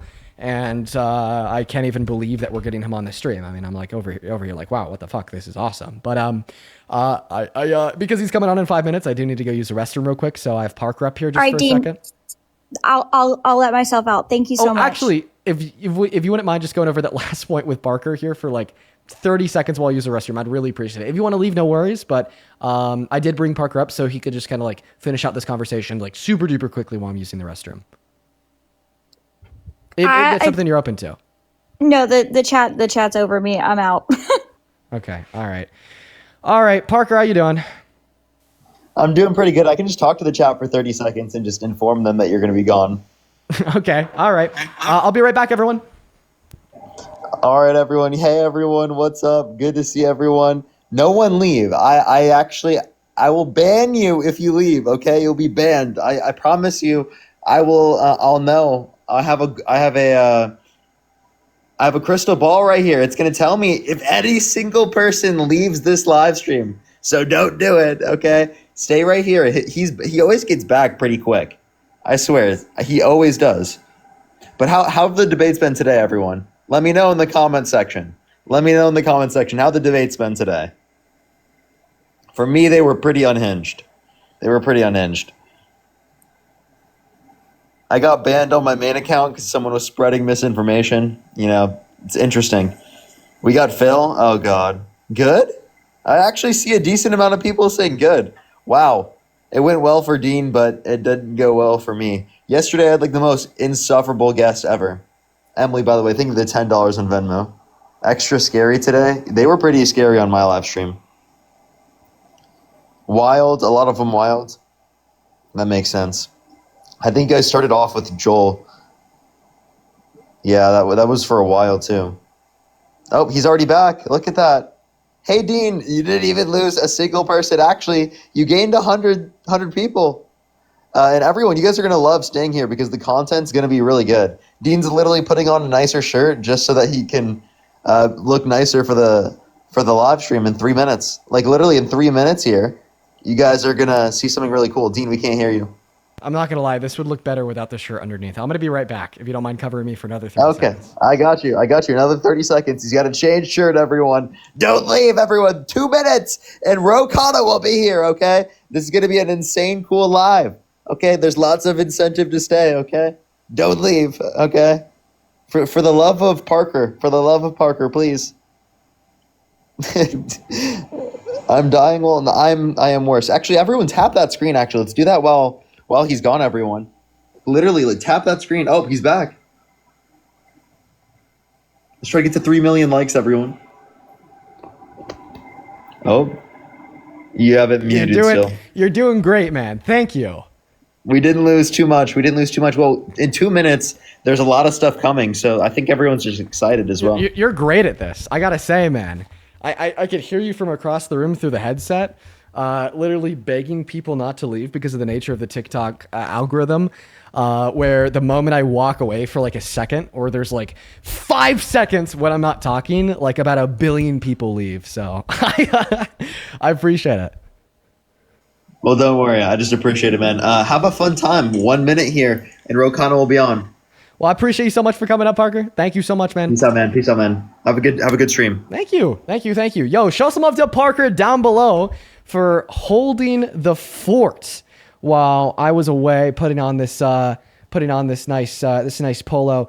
Rep Rokana is going to be joining us literally any second now. He's going to come up. He only has around 15 minutes, but we're going to try to make the most of it by talking about his Epstein Files Transparency Act and what comes next. And I am super excited, over the moon. There is a bunch I want to hopefully try to go through with him, even though we are very limited on time. We are going to try to make the most of it. So let's go ahead and look for him now. I'm going to go ahead and actually shoot a text to his team and see if he's ready to join. Here we go. Oh, he's going to be on in 5 minutes. Sounds good. So I'm actually just going to go to thank a couple people real quick. Tony, thank you for the $20 over on YouTube Super Chat. Thank you so much for the love, Tony. Tony with the $20 says, will Rokana bullshit us? I heard Hillary, I heard Bill. Will Ro BS us? I don't think that Ro's a bullshitter, Tony. Rep Ro Rokana is one of the only Democrats in Congress doing anything right now. He's behind the Epstein Files Transparency Act. He's behind the drafting of articles of impeachment for Pam Bondi. He's behind holding the DOJ and the Trump administration accountable for not abiding by his act. I gotta say, man, out of all of our congressmen and women, I have the most faith in Rep Rokana. As well as Neo, thank you for the $10, who says anyone who's paid under the table has their income counted as corporate profits or income of the owner. As such, it's actually taxed at a higher percentage than if it were their income. Oh, you know what? Good point, Neo. Good point. Thank you for bringing that up. That is a great fucking point. And Jay, this did come in a while ago, but I did miss it until right now. Thank you for another $50 over on Venmo. Please show some love to Jay down below in that comment section for another $50. Saying and sharing a bunch of incredibly kind words. Thank you so much, Jay. Show some love to Jay down below in that comment section right now, folks. As well as Sarah, thank you for the $10, who says, myself and my daughter have learned so much from you in your debates. I'm grateful my children can learn from you. Thank you for everything they do. Thank you so much, Sarah.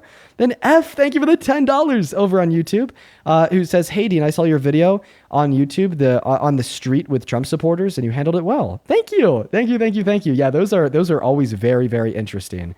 And I'd also like to thank Kira for the $10 and Jaden with the $3. Thank you. Over on PayPal real quick, Rory, thank you for the $1. Valerie with a 5. And Greg with a 2. Awesome. So we have 4 minutes before we have Rep Rokana join us here, just for a moment to come up here and talk to us for 15 minutes about him and what he's doing. He is the congressman behind the bill that forced the release of the Epstein files, so I'm super duper excited for that. We do have like 3 minutes. So in the meantime, everybody, just hold on to your horses. We do have an intermittent guest up while we're waiting. Trump all the way. Hello, do you support Trump?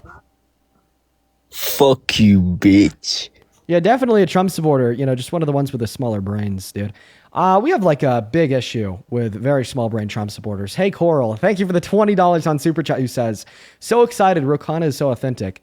Yeah, man, I from everything that I've seen of him, I really like him, and I've been seeing a lot more of him recently, obviously, and I think that he deserves it. You know, he deserves to get his name out there. He deserves to assert himself as like a potential leader of the pack, front runner of the party, because he's the only individual in the party doing shit. All right, we have 3 minutes before we get Rokana up here. There is one last thing that I want to look at here: inherent contempt. Yes, I want to ask him about this. Have confirmed they are drafting and will likely proceed with inherent contempt against Pam Bondi, the Attorney General of the United States. Thomas Massie announced this morning that he is actively drafting inherent contempt. Inherent contempt is something within the House of Representatives, does not require Senate approval, does not require approval of the courts. This is something the House of Representatives can do on its own, assuming they have the votes in the House. It's unclear 100% whether they're going to proceed with this. I think right now it's a major threat in the case that the DOJ doesn't reverse all of the damage it's done with the Epstein files thus far. Under inherent contempt rules in the House Sergeant at Arms can take someone into custody, in this case, Pam Bondi, for proceedings to be held in Congress. It's a very archaic rule. It's almost never used, but it would require the Sergeant at Arms in the House to theoretically detain Pam Bondi and force her to appear in front of Congress for congressional contempt proceedings. We'll see whether this actually happens, but they are drafting it right now. I'm going to ask him about that. Okay. So that's the phrase that I'm going to have to remember. Inherent contempt. Inherent contempt. Okay. When he's in the queue, shooting a text to his team. There we go. He should be joining up in around 60 seconds. Inherent contempt.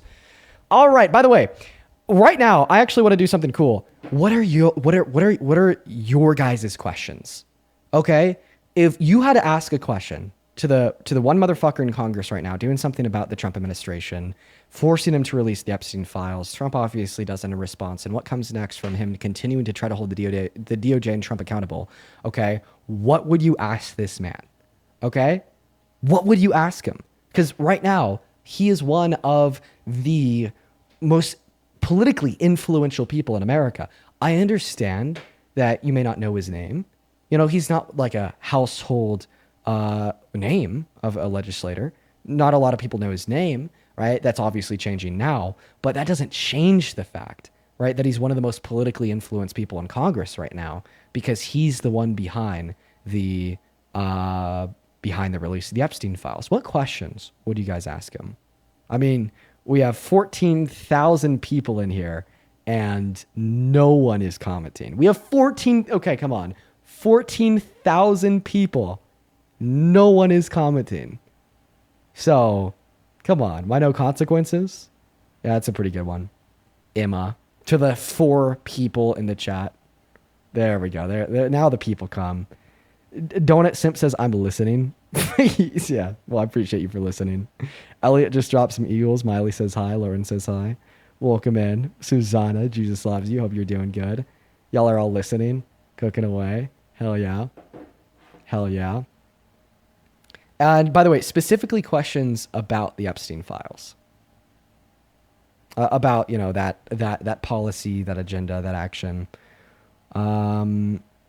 Rory, thank you for the $15 over on Venmo, who says, ask Ro what he plans to do to save the ACA.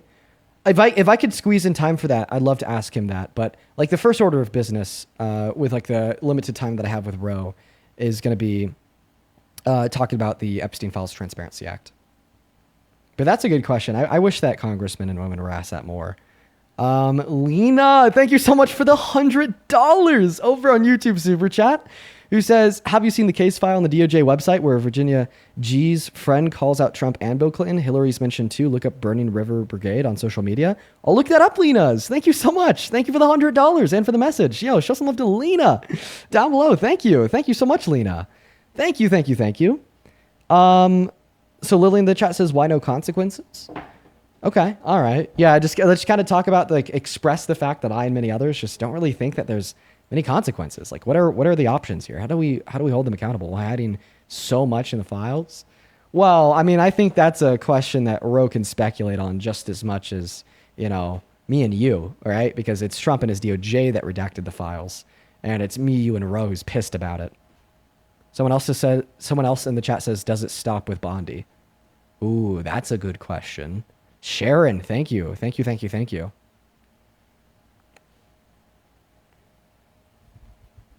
Definitely his thoughts on the deleted files and plan of action considering the redacted grand testimony. Yeah, I specifically want to ask him about the grand testimony because that is something that Donald Trump said he would release months ago. Okay, all right. And he's here. Let's go and get him up. Boom.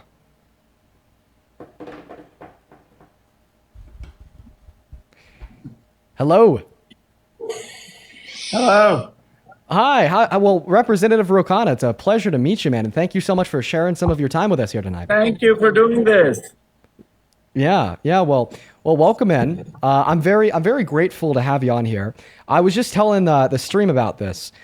You, in my mind, are one of the only people in Congress that I genuinely see fighting so hard for transparency and accountability on behalf of Trump and his DOJ. And, before we get into a conversation about the work that you've been doing and what comes next, I just wanted to personally say thank you. Well, Dean, that means so much coming from you because you are out there fighting and speaking up every day. I know my team was so excited that I'm doing this. A lot of them follow you. A lot of them admire you. And, this is not a time for timidity. This is a time for courage. And this is a time where you have to be bold. There's some people in our party saying, oh, why is it premature? Is it premature to bring contempt against Pam Bondi? I was like, this is not the time for procrastination. We need these files out. And if people are going to break the law, we need to hold them accountable. We need to have contempt. We need to actually get the FBI interview files out. I mean, what is so frustrating to me is they're releasing the names of the survivors, but they're not releasing the FBI interviews where the survivors name the other rich and powerful men who raped them or were on Rape Island. And it's absurd. Yeah, absolutely. I couldn't agree more. So I was thinking about how to best take advantage of, the limited time that I have on here with you. And, there's a handful of questions that I could ask. But honestly, I think first, I just want to give you the opportunity because I'm sure that there's a lot of people in here who, kind of know the specifics, about your bill, the Epstein Files Transparency Act, and about the Trump administration's response to it to break the law, to defy you, to defy Congress, to defy the American people that duly elected our representatives, including you and everybody else who voted for that bill to pass through Congress. Where does the line start and where does the line stop with who you are going after to seek consequences for the Trump administration breaking the law? We've heard about, what you have drafted alongside Thomas Massie to, hopefully force Pam Bondi to testify in front of Congress. Does the line stop at Pam Bondi, and what consequences are you looking for, not just for Pam Bondi, but for the DOJ as a whole and the Trump administration as a whole for breaking the law and refusing to release the Epstein files to the American people? Well, Massie and I announced that we're going to file inherent contempt. What does this mean? First of all, the House of Representatives can do it. You don't need the senators. I was so disappointed. We had some senators in our own party out there saying, well, it's premature to do anything. I mean, this is exactly what the base does not want. They want fighters. They want people standing up to a lawless president who has had ICE go rogue as thugs, a lawless president who's killing people in the Caribbean without due process, and now a lawless president who's defying an act of Congress with the Epstein Transparency Act and slapping the face of 1,200 survivors, releasing their names, but not the rich men who raped them and abused them. So Massie and I said, no, we're going to stand up. We're not afraid. We're not afraid of taking on the attorney general. We understand standing up to the Trump administration, standing up to the Epstein class of rich donors has political risk, but this is a time for taking that political risk. I think of my grandfather. He spent 4 years in jail as part of Gandhi's independence movement. He took on the British Empire. Certainly, I can take on a lawless president here. And when we did that, guess what happened? Pam Bondi and Blanche started to fold. They started to release documents that previously were redacted. They released unredacted versions. They put out this quote unquote fact sheet. I call it a lie sheet of what they plan to do next. But at least they now see the pressure Thomas Massey put out a poll to MAGA supporters. How many people think it's been transparent what Pam Bondi and Blanche have done? 3%. How many people think it's not transparent? 97%. That's MAGA supporters. This is the one issue that the MAGA base, Trump's MAGA base, disapproves of him on, and they're well aware of it. So we're going to continue to move forward on of course the contempt, but there are other avenues as well. One is public opinion. We're planning to have the survivors come back in January to do a press conference, third press conference that these women have had to do. The first one led to the House passing the bill. The second one led to the Senate passing the bill and the president signing it. This third one will lead to the entire country demanding the release of these witness interviews and memorandum where these men are named. Because that's what we want to know. Who were these other men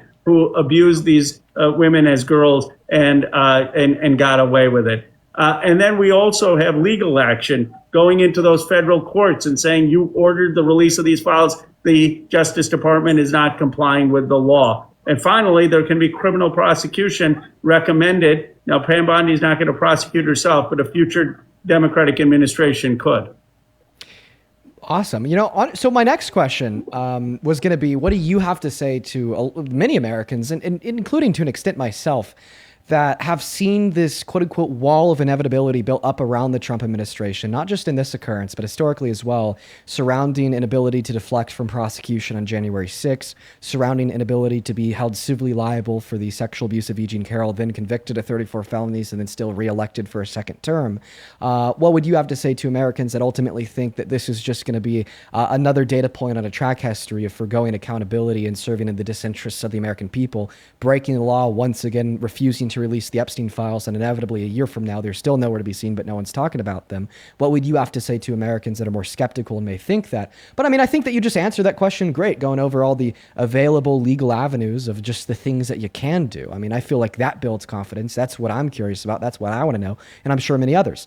But maybe the question that I have is, how confident are you that we are inevitably going to see not only justice for the survivors, but the prosecution of those who are named to be guilty of these heinous sexual acts of sexual violence that made them survivors by infringing on their consent, taking them to, as you pointed out, the rape island, and trafficking children and being associated with that? How confident are you that we are going to see justice? Well, Dean, first of all, I understand people's skepticism because you're right. Donald Trump has gotten away with lawless action after lawless action.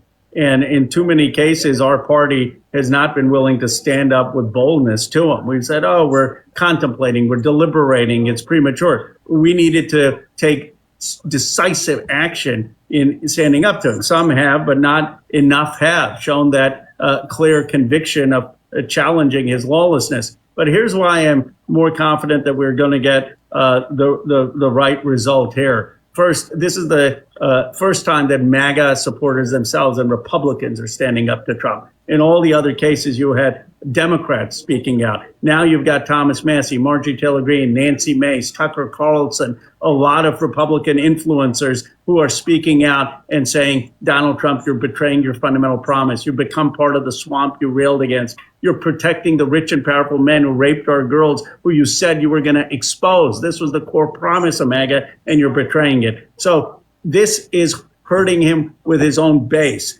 And either these things are going to come out or he's going to basically become a lame duck president. And that's why I have more confidence that we're going to see truth. Second, these survivors are more courageous, more credible, more compelling than any politician. And when they're out there, 1,200 survivors, many of them raped as girls, stories of 13 and 14-year-old girls being paraded around in sex parties where you had powerful men from Wall Street, politicians at these sex parties. Even if they didn't engage in the sexual action and rape, they were watching as these 13 and 14-year-old girls were paraded around naked. And they are out there telling their stories, showing their pictures of what they were like when they were girls and abused. And that has shocked the conscience of this country. And I'm confident that when these survivors come out again in January, that the pressure is going to continue to build to get this information out. Now, unfortunately, I don't have confidence in the prosecution criminally. We should and we must.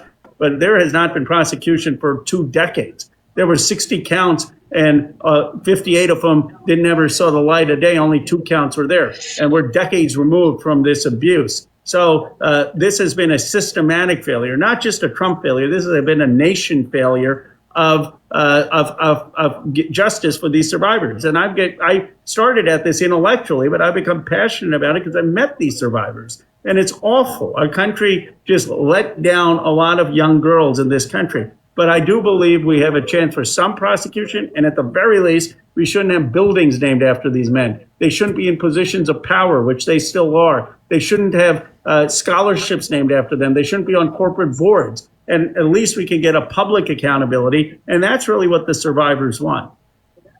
Yeah, yeah. And I agree. It isn't just a Trump problem. It's a system problem.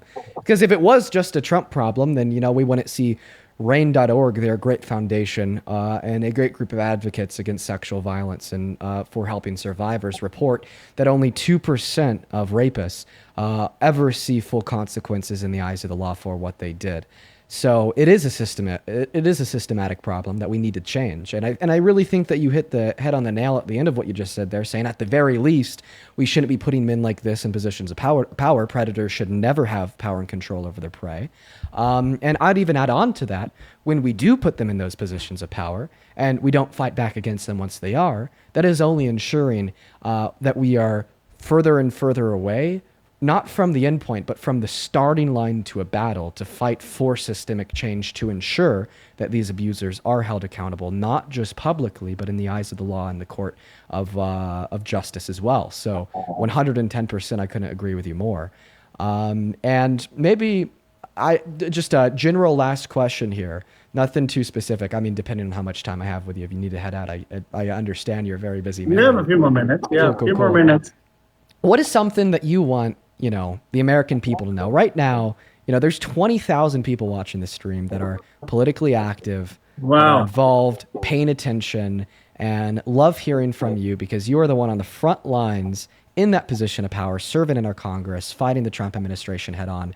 What do you think is important for us to know? Something that, maybe isn't already being, shouted loudly from the television or, social media accounts, something that you wish people did know that maybe they don't, surrounding what you're doing, surrounding your fight, and surrounding the Trump administration's response to your fight. That this is very simple. A lot of it is getting complicated with legalese, what documents, what redactions, whether documents were released that should have been released, what's missing. And a lot of times you have all this legalese, people's eyes glaze over. But this is really not complicated. The FBI interviewed a lot of these survivors. These survivors told the FBI other men who were involved in going to Rape Island or in raping them. And those witness interviews exist. They need to come out.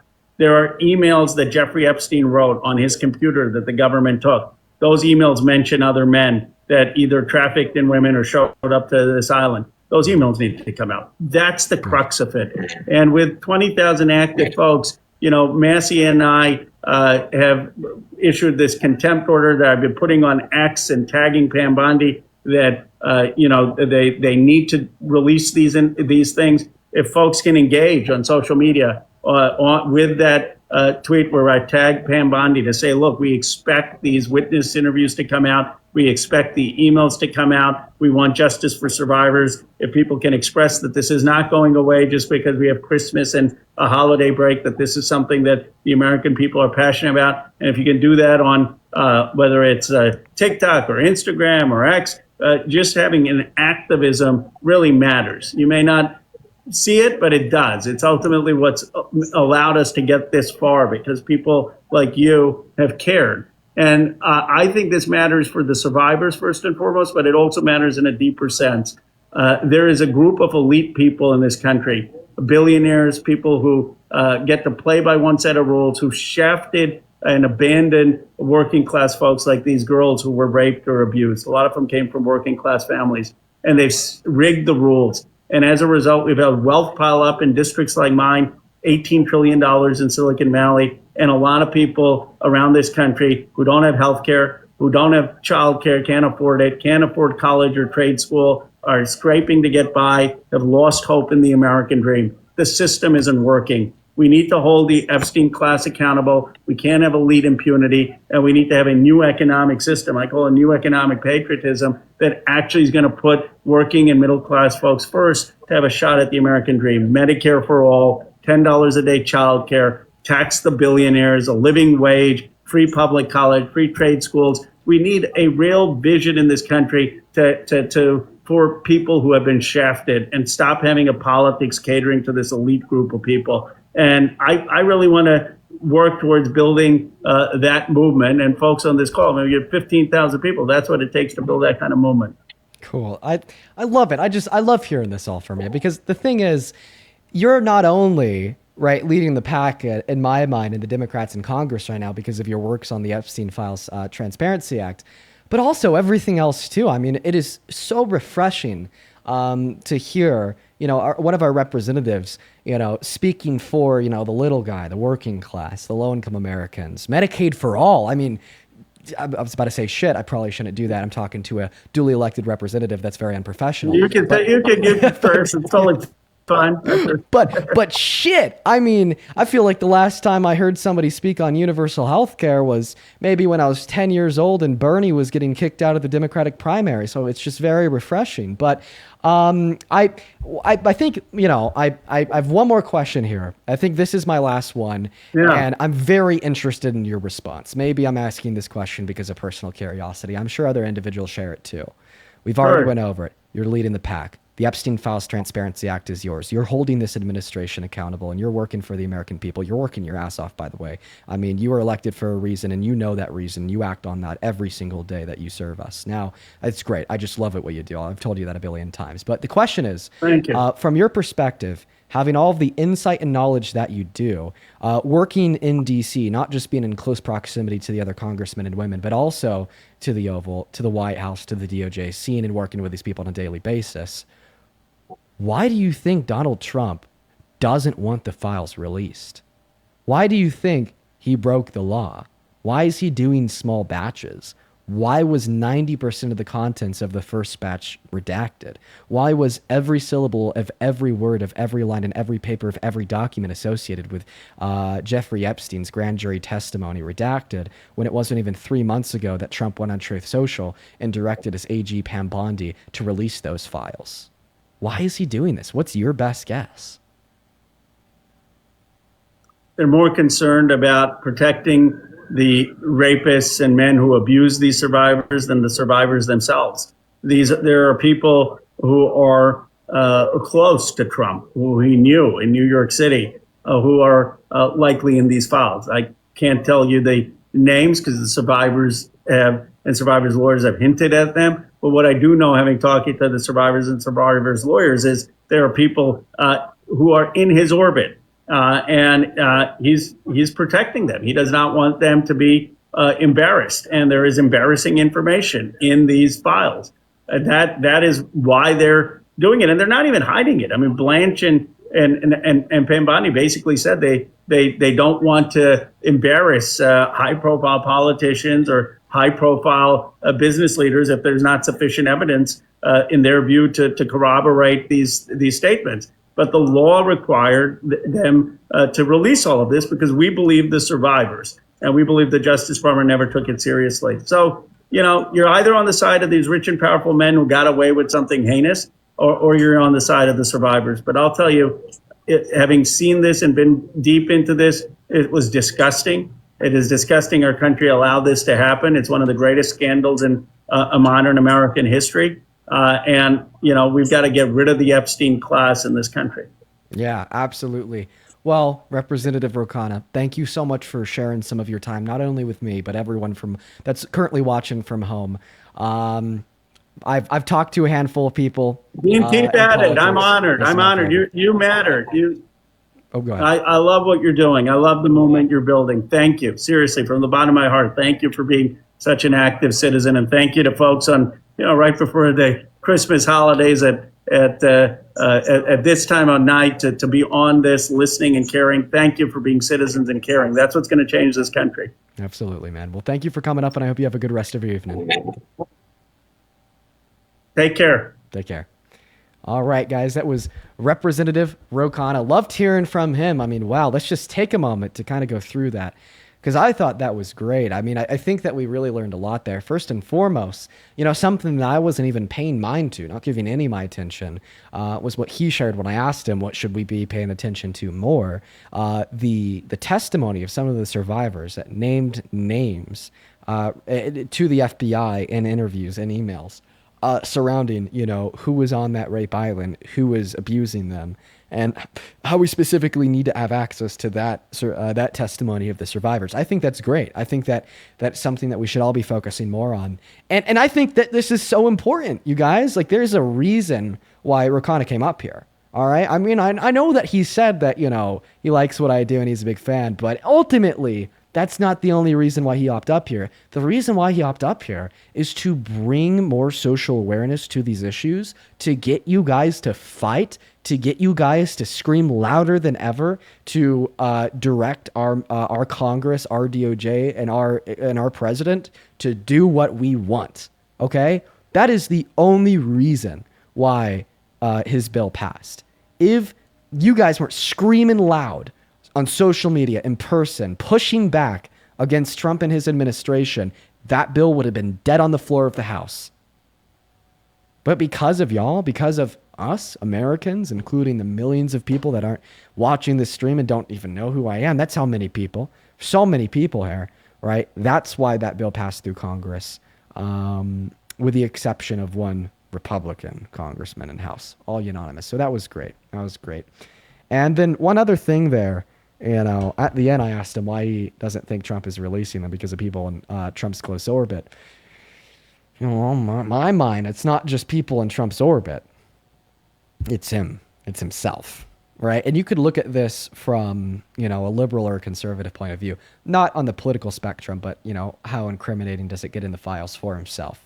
You could take the more conservative perspective. It just makes him look bad, like his letter to Epstein, like his Epstein's email to Ghislaine Maxwell, where he was saying that, of course, Trump knew what he was doing with his girls. Or you could, go for the more, people might argue, likely outcome that he's in there abusing some of the survivors. So, and I think that there's a reason why Representative Rokana didn't say that. Of course, I'm not going to speak for him. I don't know why he did or didn't say that. Maybe he just doesn't believe it. Who knows? All we could do is speculate.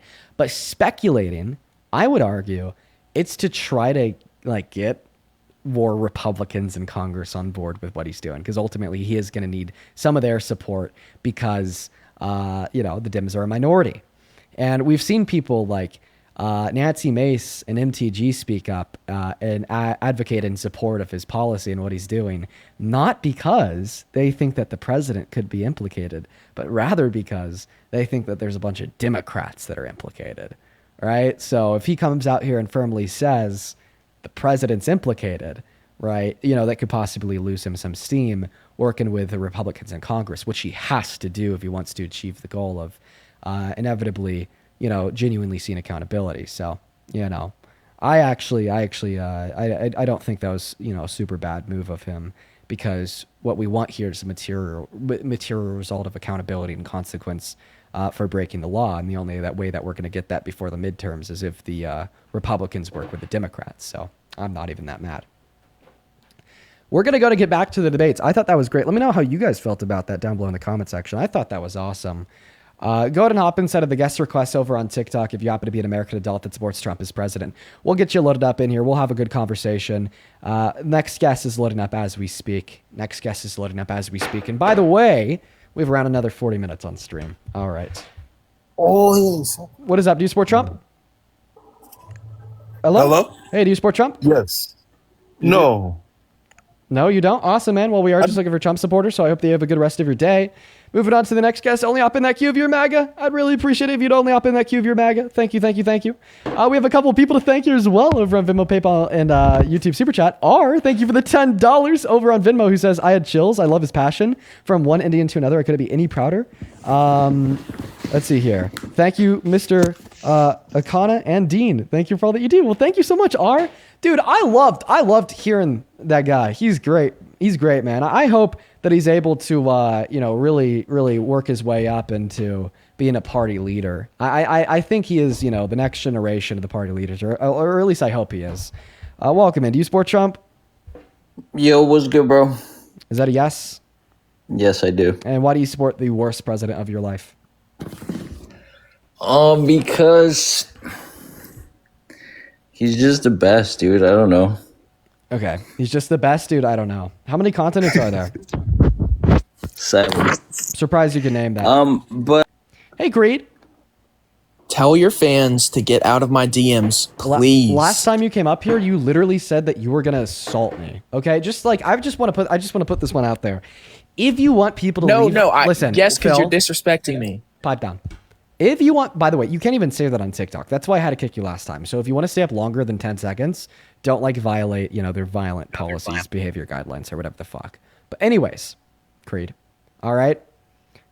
If you want people to leave you alone, if you want people to stay out of your DMs, yes, then don't come up in here and say that you want to like SLAP me. Come on, that is obviously going to cause more people to be more antagonistic, and also that's also kind of now shifting the line of like what's acceptable or not acceptable to say. Because you say you want to slap me, you know, all of a sudden you're going to get about 1 billion DMs from people watching the stream saying they want to do that to you, right? Okay, so okay, go without that was... rhetoric, because that's only going to cause like a larger level of negative backlash towards yourself, and it violates TikTok's terms of service. So if you say it again, I got to kick you. Okay, well, difference is they were already doing it before I said that. And I said that because you called me Phil. And yeah, you're disrespectful. Sorry. I will never call you Phil again, okay, Phil? You're lying. Okay, Creed? Yeah, you're lying. I'm not lying. I know I'm not lying. Even getting mad I'm not lying. Hey, Sharp, thank you for the $50 over on YouTube Super Chat. Sharp for the $50 on Venmo, not YouTube Super Chat. Says, great interview. You did a great job. I feel honored that I can watch you grow and shape your livelihood and career in real time. Happy holidays. Michelle, you've been watching for years. You literally have watched me grow, okay? From the age of like 18 or 19 to 21. Thank you so much for the love, Michelle. I want to see 5,000 Michelle W's down below in that comment section. So, Phil, what'd you come up here for? I thought you said you weren't ever going to call me that again, remember? That's right. Sorry. Creed, what did you come up here for?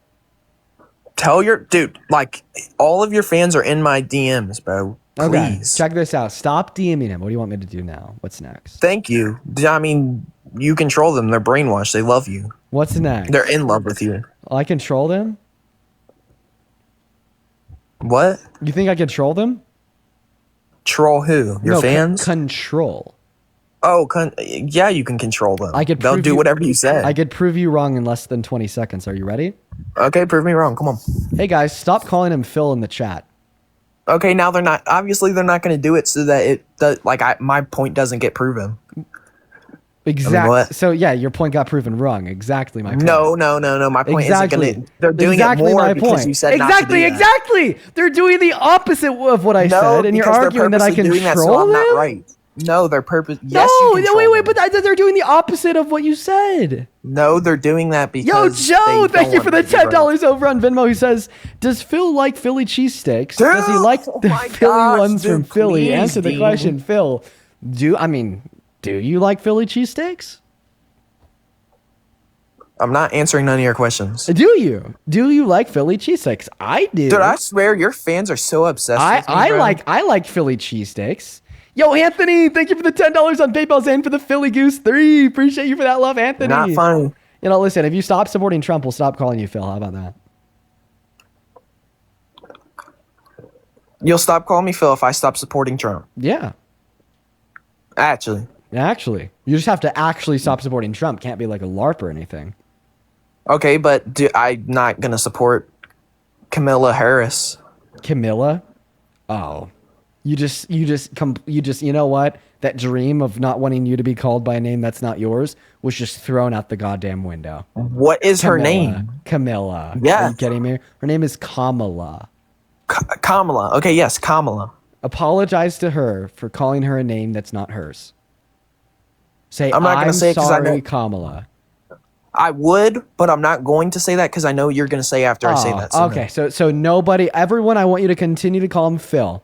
Okay, no, Phil. Dude, Ben, thank you for the $10 over on Venmo. Thank you so much for the love. Thank you. Show some love down below in that comment section. And then Jennifer, thank you for the $10 on PayPal as well. Saying I'm so proud of you. Thank you so much. So you are a Trump supporter? Me? Yeah.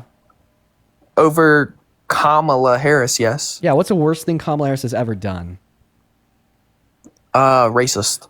And you think that the black woman was racist? Why?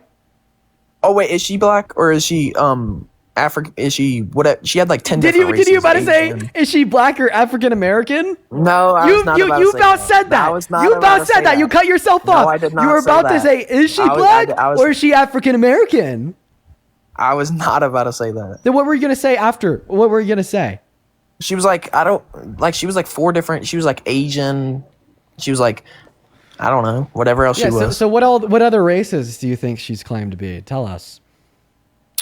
I don't know. I'm gonna I can't say because I don't know exactly. So you could only come down to black and Asian, or something. Asian? I don't know exactly, but you know what I'm talking about. So you're asking me, is she black or is she South Asian? Let me ask you something in return. How many parents do you have biologically? 2. How many parents do I have biologically? 2. How many parents does she have biologically? No clue. You know. How many? I mean, apparently to her, she could have like, I don't know how many. How many biological parents? 2. I mean, I guess 2, but I mean. Yeah, 2. 2. Yeah. Okay, perfect. Yeah, 2. Yeah. Question: did you attend high school? Yep. So do you remember learning the basics about? I know where you're gonna. Okay. Yes. Whatever. About how 50% of your genes are passed down by your dad and 50% of your genes are passed down by your mom. Do you remember that? Okay, but she was like. Okay. So if I'm 1% African American, I can claim that I'm that. Likelihood, no. It depends. Exactly. It depends. It depends. A lot of people say different things. I'd argue. I'd argue if you're 1%, like if you're like Logic, for instance, and I actually think that he's like more than 1% black. But let's just assume that you're Logic and you are 1% black. You look very, very like you're white. You're white as me. Like, yeah, I don't think that you could. Yeah, but could I go around claiming? I don't think that you could walk around calling yourself a black man. No. Exactly. Now the thing is that Kamala Harris isn't 1% black. Thing is, Kamala Harris isn't 1% South Asian.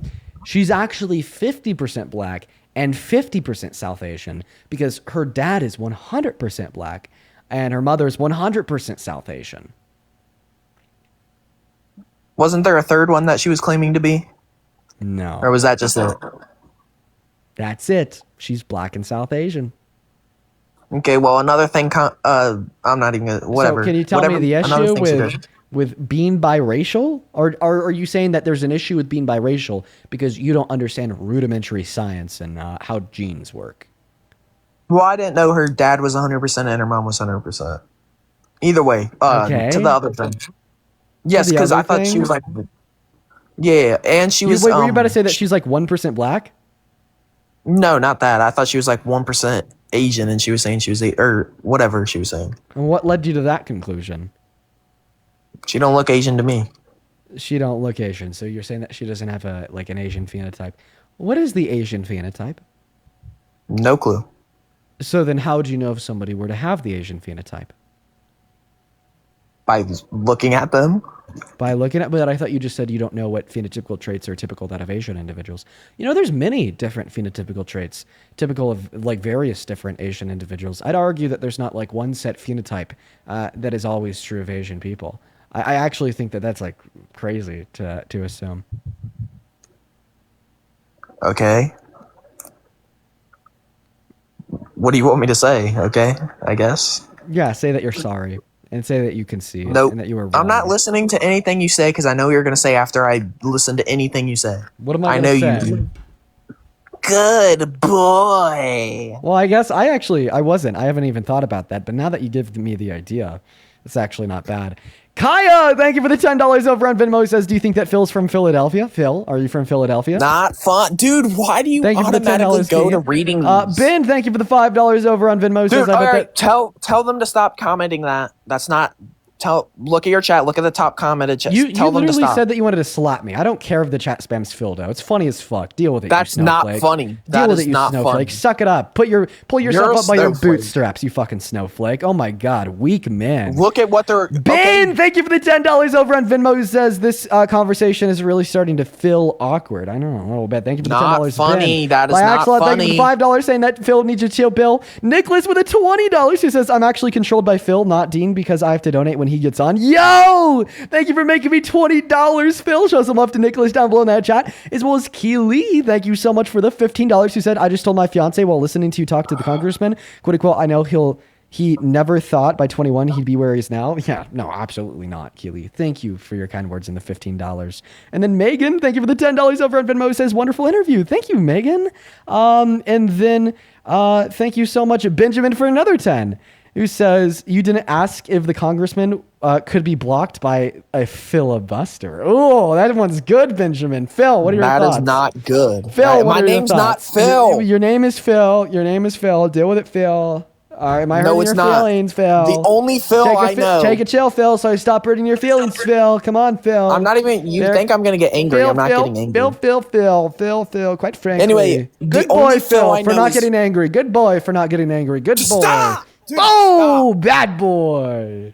You're actually weird. No, you're disgusting. Dude. I'm disgusting. That is so weird. Oh, you want to talk to that is weird, disgusting man? You follow me around. You're always requesting all my lives. It's almost like you like. All your fans are fans of me, I guess, because they comment on my TikToks. Two months after I was on your live, they're commenting on my TikTok, still calling me Phil. They're DMing me.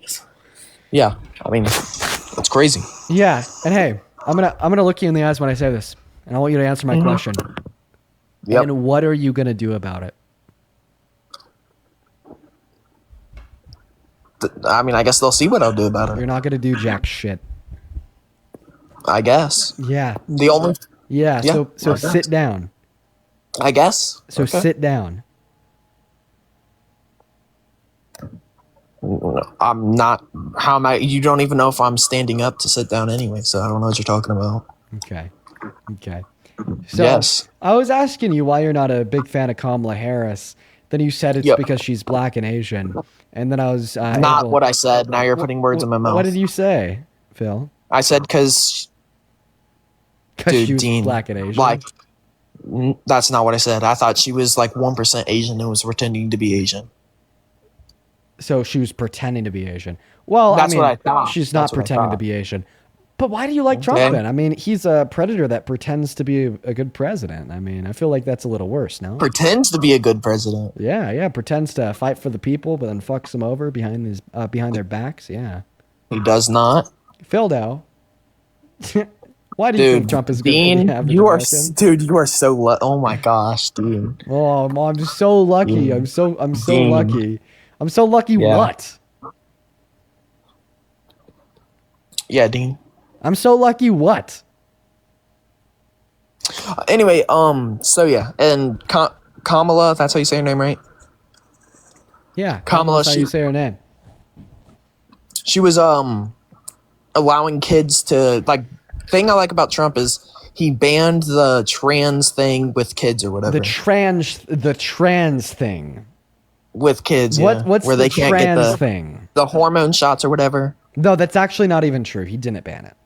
What? So he lied? Yes. If he said that he banned it, he lied. Oh. So you're telling me he lied about that? Yes, I am. I'm telling you. Is he not passing if a he bill said he where banned it's it, then getting he banned? lied. No, he's not. So what happened was he signed an executive order into law, just taking funding away from facilities that specifically provide sex change operations to minors. Yeah. Is that but not a good see, thing? The thing is here, sex change operations aren't offered to minors. That's a big old lie. That just simply doesn't happen. I think you could maybe name one case in the last 30 years. And the point number two here, taking money away from them isn't banning the procedure. And then point number three here, you're telling me that you support him because he lied to you? Because you didn't ban them? Oh, I thought he banned them. Okay. Okay, so then Well, also- why do you support him? thing he is doing with illegal aliens, getting them out of the country. Oh, so you support the deportation? Why? I mean, it's very harmful to them. It's very unethical. It's also like very Well, harmful because they to us came in into our the country illegally. Okay, and but they're you don't taking you don't care over about jobs. people breaking the law. Oh, I care a lot about. I care. That's one of the main things I care about. People breaking the law. No, you don't. The Trump administration is breaking the law as we speak. No, they're not. And yes, they are. The Epstein Files Transparency Act is a federal law that they are breaking released the as Epstein we files. speak. They released them. They released a small batch. They didn't release everything. Yeah, because meaning they're they breaking can't the law. release- Wait, no, the conversation No. stops there. The Epstein Files Transparency Act required the administration to release all the Epstein files with minimal redactions that ought to be explained in exigent circumstances by 3 days ago, full stop. That's not what the administration did. Therefore, the administration broke the law, full stop. There's just no counter argument. That's just the facts. Right, but didn't they not release? Right, Yeah, so you just but accepted that they they're breaking the didn't- law. They didn't. No. No, so didn't they aren't release breaking the ones law? that have ongoing cases. No, So, they're not. no. Oh, and also, no, they never said that they're not releasing the ones that have ongoing cases. They just said that they're going to release small batches of them over the course of the next couple weeks.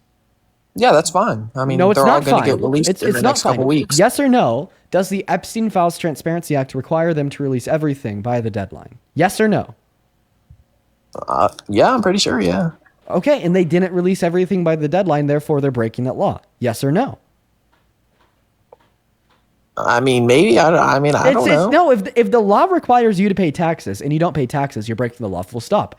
If the law requires you to not murder and you murder, you're breaking the law, full stop. If the law requires you to, abide by a lawful order made by a cop and you don't, you're breaking the law, full stop. So if the law required them to release all Epstein files by the deadline 72 hours ago, and they didn't, then they're breaking the law, full stop.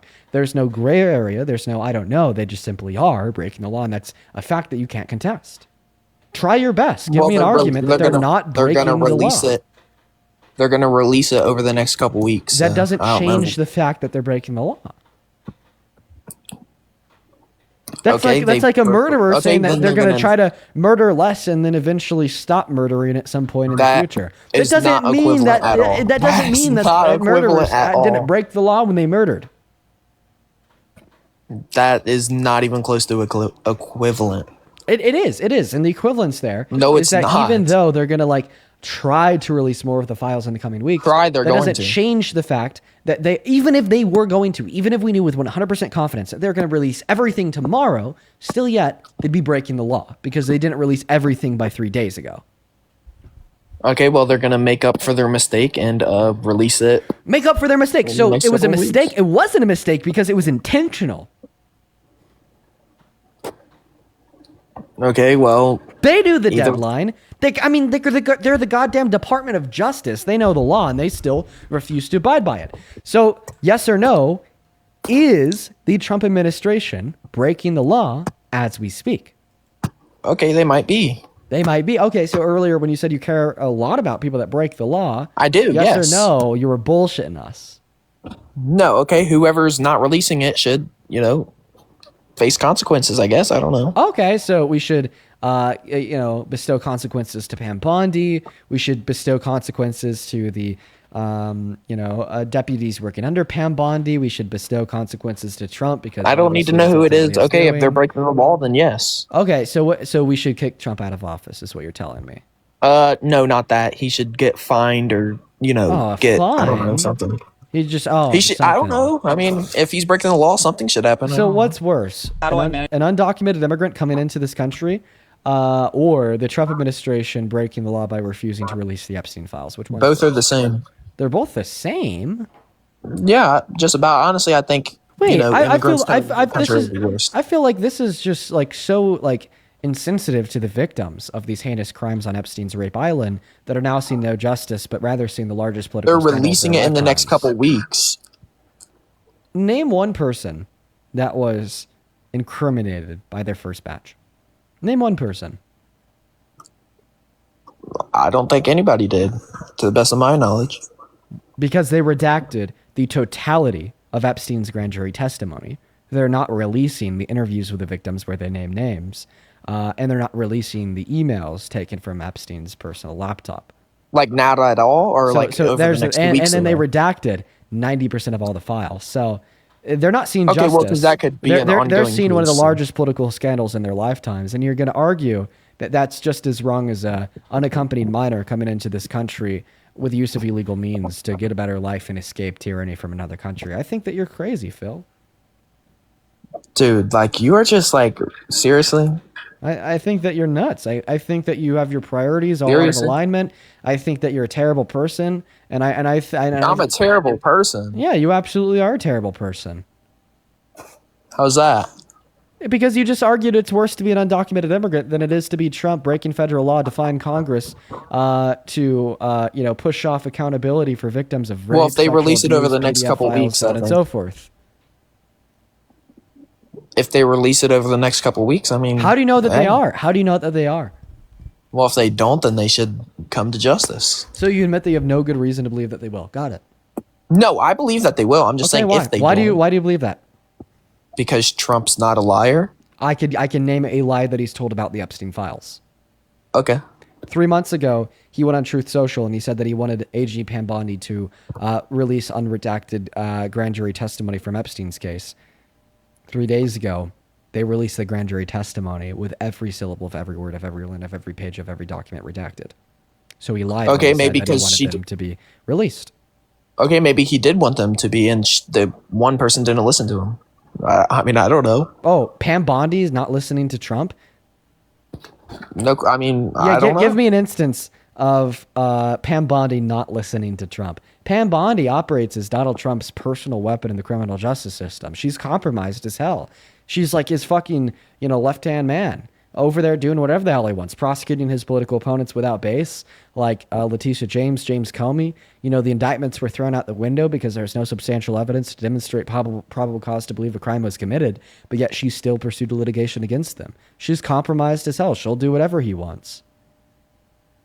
Well, then, if she's breaking the law, then she should. But you asked me face for an example of consequences. Trump lying. That's an example of Trump lying in reference to the files. I mean, there's not. I mean, he said he wanted it all released, not that it will. If he right, no, he directed her to release them. then why didn't she? Because once again, he doesn't no. want them Because once released. again, no, she didn't listen to him. And how do you know that? How do you know that? Because I've 'Cause already he given said- you because more than Trump- enough no, reason. because he Well, told- he you're literally operating on said- the assumption that he was telling the truth. Literally, in order was telling the truth. Literally, yes, exactly. You operate on that pre-assumption. In order for you to attempt to prove my argument wrong that Donald Trump is a liar, you have to first basically assume that he's not a liar. You idiot. He's not a liar. This is like me basically assuming that your name's actually Phil. Therefore, I'm going to continue to call you that. Phyllis. Phildo. Dude, you are a disrespectful, arrogant. Bin, thank you so much for the $10 over on Venmo. Thank you so much for the love. I really appreciate you so much Dude, for the tell love. them Thank to you stop so much. commenting that Show one some right love to there. Ben. Show some love. Phyllis, he's kind of funny. Gary, thank you for the $2 over on PayPal from Gary with 2 E's. Thank you. They call him Phil, not Creed. A name he hates. A lesson unmet. And I think you continue to give me a poem. Oh, someone wrote a poem about you. Gary wrote a poem about you. Then Georgia, It's thank you not for the about me if you $6 said over on Phil. PayPal. Appreciate you. Well, it was about you because your name is Phil. Melissa, thank you for the $5 Dude, on you are PayPal. a Who dude, says, like, I don't think I'll ever yeah. get my fill of you trolling this dork. Jill, Dude, thank you for the nobody is trolling $25 you, over on PayPal. Thank you, not Jill, Jay. And Jay, I'm sorry, your message isn't popping up for me. Let me go ahead and try to reload the page. Oh, Jay with a $25.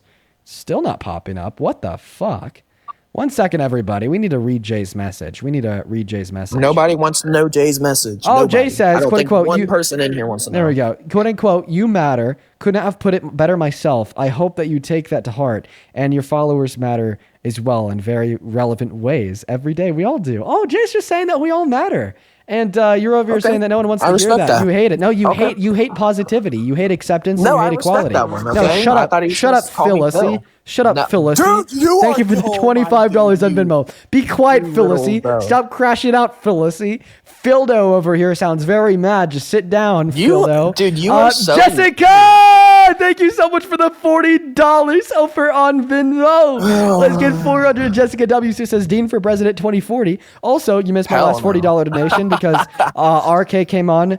Just FYI, in case you missed any others, but genuinely love you so much, and I'm sure that you were probably keyed up with Rokana about to come on. Keep fighting the good fight. Oh, thank you, Jessica. Well, I guess because I missed your other $40 donation, show some love to Jessica in that chat for the $80 over on Venmo. Seriously, that is so fucking kind of you. Thank you. Thank you. You thank are so disrespectful, Dean. Oh, yo, Ricardo, thank you for the $50 over on Super Chat on YouTube. Oh my goodness, let's get 500 Ricardo W's. Can I read you Ricardo's message? No. So I can't read it to you? If it says something about Phil, no, I don't want to hear it. Okay, you don't want to hear it? I don't want you to read it if it says anything about Phil. You don't want me to read it to you? You don't want to hear it? Well, I guess something that you forgot to say there, something that you never said that you didn't want. I don't want you to play it out loud either. You don't want me to play it out loud? I don't want you to use, yeah, no. But you I don't never want to hear said that you didn't want to see it. Dude, will you get that off? Okay, I don't even care because that's not about me. He's talking about Philip Rivers or something. I mean, he's playing football right now, so. That's about you, buddy. That's about Philip Rivers. Can you read Phil, that? I mean, can you read that text for us? Phil with like 10 exclamation marks. Yeah. I mean, he's talking about Philip Rivers, so I don't care. No, he's talking about you, Felicity. Who the hell are you calling a Felicity, bro? I'm calling you Felicity, Phil. Dude, you are such a disrespectful, like, yeah. You know what you are, bro. Take a chill, Phil. I've heard that one 100 times. Not funny, buddy. Well, because you probably needed to take a chill, Phil, on 100 other occasions. You're pretty upset. I'm chill right now. I haven't yelled one time. I think that you do have your feelings hurt. I'm going to be honest. My what? Your feelings hurt? Okay. Okay, is there anything else that you want to add on before I skip you forever? Forever? Okay, whatever, yeah. One more thing that I want to add on. Trump is the greatest president of all. All right, this will be a super quick one. Hey, everyone, look at this dork who thinks that all Latino women are undocumented immigrants. That's why you're an incel. That's why you're an incel, my friend. When did I say? Yeah, you said that when me and Parker were up here, and you asked if his girlfriend had gotten her green card yet. Yeah, that's why you're an incel. That's why no woman wants you. It's because you accuse them of being undocumented immigrants. Chad, just take it. You can't make a joke now. You can't make a joke. Do you guys think that he's like that to women because he's never gotten attention from any woman or girl in his life because he's honestly kind of ugly and kind of crazy too? So they would rather file a restraining order than give them their contact information. Or do you think that he's like that? Because he was raised on that alt-right. Unless you're white, something's not quite right. So which one? Or maybe like a combination of both things? Why are you just hating? Why are you hating? I think it's a combination of both of them. Why are you hating on me, bro? What's up? Well, definitely not you on my stream. Let's go to move on to the next guest, Delphine. Everyone, just give us a minute to get that next guest loaded up in here. What's up? Do you support Trump? So let me explain the situation, Dean. Basically, my whole family supports Trump, right? And I just turned 18. And I kind of never got into politics, but now that I can vote, I don't know anything about it. And my family is like, just vote for Trump. Well, here, I have a great recommendation for you. Watch this stream. You'll learn exposed to you, and I think that's great. Thank you for being here, and have a good rest of your day. Seriously, just watch the stream, dude. You'll learn a lot. I mean, we go over a lot on these lives. We certainly do. So watch the stream. You'll learn a lot. Colin, thank you for the $20 over on YouTube Super Chat. Show some love to Colin in that chat. He says, W. Dean, happy holidays. Hope it treats you well. Trump is in the files. We've impeached presidents for less. Nixon literally resigned due to 18.5 missing minutes of the Watergate tapes. Yup. Hit the nail on its head, Colin. What's going on? Hey, bud. Don't How you call me doing? bud. You're the little bro. You're the only little bro here. I know. I Yeah. missed you, Dean. I I'm almost there. I'm certainly almost didn't there. miss you. You almost are changing my mind. I'm serious. Really? I'm not even trolling. Hey, dude, nice. Now, I don't mean this as an insult. Have you ever been told that you kind of look like one of the two robbers from the Home Alone series? No, I've been told that I look like Bobby Hill or Sloth from the Goonies. Like, specifically, like in this video, you look like one of the two robbers from Home Alone. Yeah. Yeah. No. Yeah. So what else That's still the has first you? time I've ever heard that, honestly. So what else still has you on the wrong side of the fence? You know, supporting the wannabe dictator. I don't know. I think it's still you. I think it's still you and how you treat people. I'd argue And how I'm you actually don't- I'm actually pretty and how you respectful really to guys don't that are do respectful of anything. me. And how you don't do anything for your community or help homeless people or starving children. We You're not literally- really out there doing anything. We You're literally not really an activist. we just had the most active congressman in I don't care Congress about broke. come up onto this stream and tell me that I am doing something. So I'm gonna take his word over yours. What about that?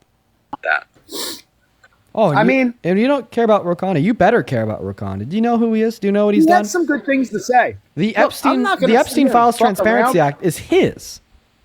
I want those files released. Okay, then you That's should one be thing I'm not thanking playing Rokana. around. Like, he needs to run that shit. Then thank and Trump Rokana. needs to Say stop thank you, playing fucking Rokana. games. Say thank you, Rokana. Fuck no, good boy. The Epstein Files Transparency Act is his. That's his bill. I know, but you're not going to say good boy to me, motherfucker. I'm gonna call you a good boy because you're being quite a bad boy. Why would I call a bad boy a good boy? You have your priorities backwards. What the hell are you saying? Do you want to spank me? It wasn't even just what he said, it's the way he said it. Bro. Yo. Dude. Okay. Dude forgot he's not, on the on the VR Meta Oculus 3 late at night, having his happy time, dude. Okay, listen, this is a public TikTok live where we do political debates. So let's try to keep those two things separate and distinct, okay? Okay, Bobby. All right. Show. This is a children's show. I forgot. My apologies. This is mainly children on this live. No, that's mainly. not true. The I said mainly. The average. I'll say 70% are children. No. So my average audience member on TikTok is in between 25 and 34. Then my average. You're a fucking asshole. What about my asshole? You're a lying sack of shit. Why are You're you delusional. being so aggressive? You probably have more Trump fucking supporters in your live than you do actual fans. Why are you so fucking aggressive? I love it. Like, why do you I just thought you come liked out it of? like Why do you that. just come out of the window, dude? Stop. It's seriously getting weird. Okay. I man? thought you did. My bad Okay. for assuming. So, you said that I'm full of shit. Yeah, Okay, what makes you think that? because I can smell your breath from here. Okay. Are you gonna give any legitimate reason? Listen, my whole thing with immigration and you, why do you want immigration so bad? Do you even want a limit for how many immigrants can come into the country annually? I want more should there be a limit? immigration to sustain birth rates, grow the economy, and increase real median wages. That's not what I asked. Do you think there should be a limit how many come in annually? I think that there's Should there be a limit? There's a hypothetical limit somewhere. I don't know what it is. Like, what do so you it think the definitely limit might should matter. be yearly? I think that 3 to 4% population growth, somewhere around there. And how do we get them to become citizens faster? Oh, by getting rid of unruly regulations, maybe breaking the bureaucracy down just a little bit. Instead of having the executive branch of government have all control over it, maybe create a new division specifically to regulate and overlook immigration processes coming into this country, specifically the legal means of entry, and give them a little bit more power and a lot of money to hire more judges and expedite the procedure. True. I mean, but like you guys are so like hell bent on immigration. It's like you want all these people to come into the country to become citizens. So the thing is I want people to be happy. No, you want. I want people to be win every free, election. and I want our country to grow. You want to win every election. You want the Democrats to win every election. So then maybe and that's how if you want more immigrants, with illegal immigration. if you want more immigrants to vote Republican, then maybe tell the Republican Party to stop calling them violent criminals that escaped mental institutions. It's not my fault. It's not my fault that the immigrants don't like y'all. Okay, it's your own fucking fault for platforming a xenophobe like Trump who uses that platform to disparage the hell out of them. Have you ever thought about that? I mean, literally, that is like my first thought. I mean, I need the brain cells of the average third grader to reason that conclusion, my friend.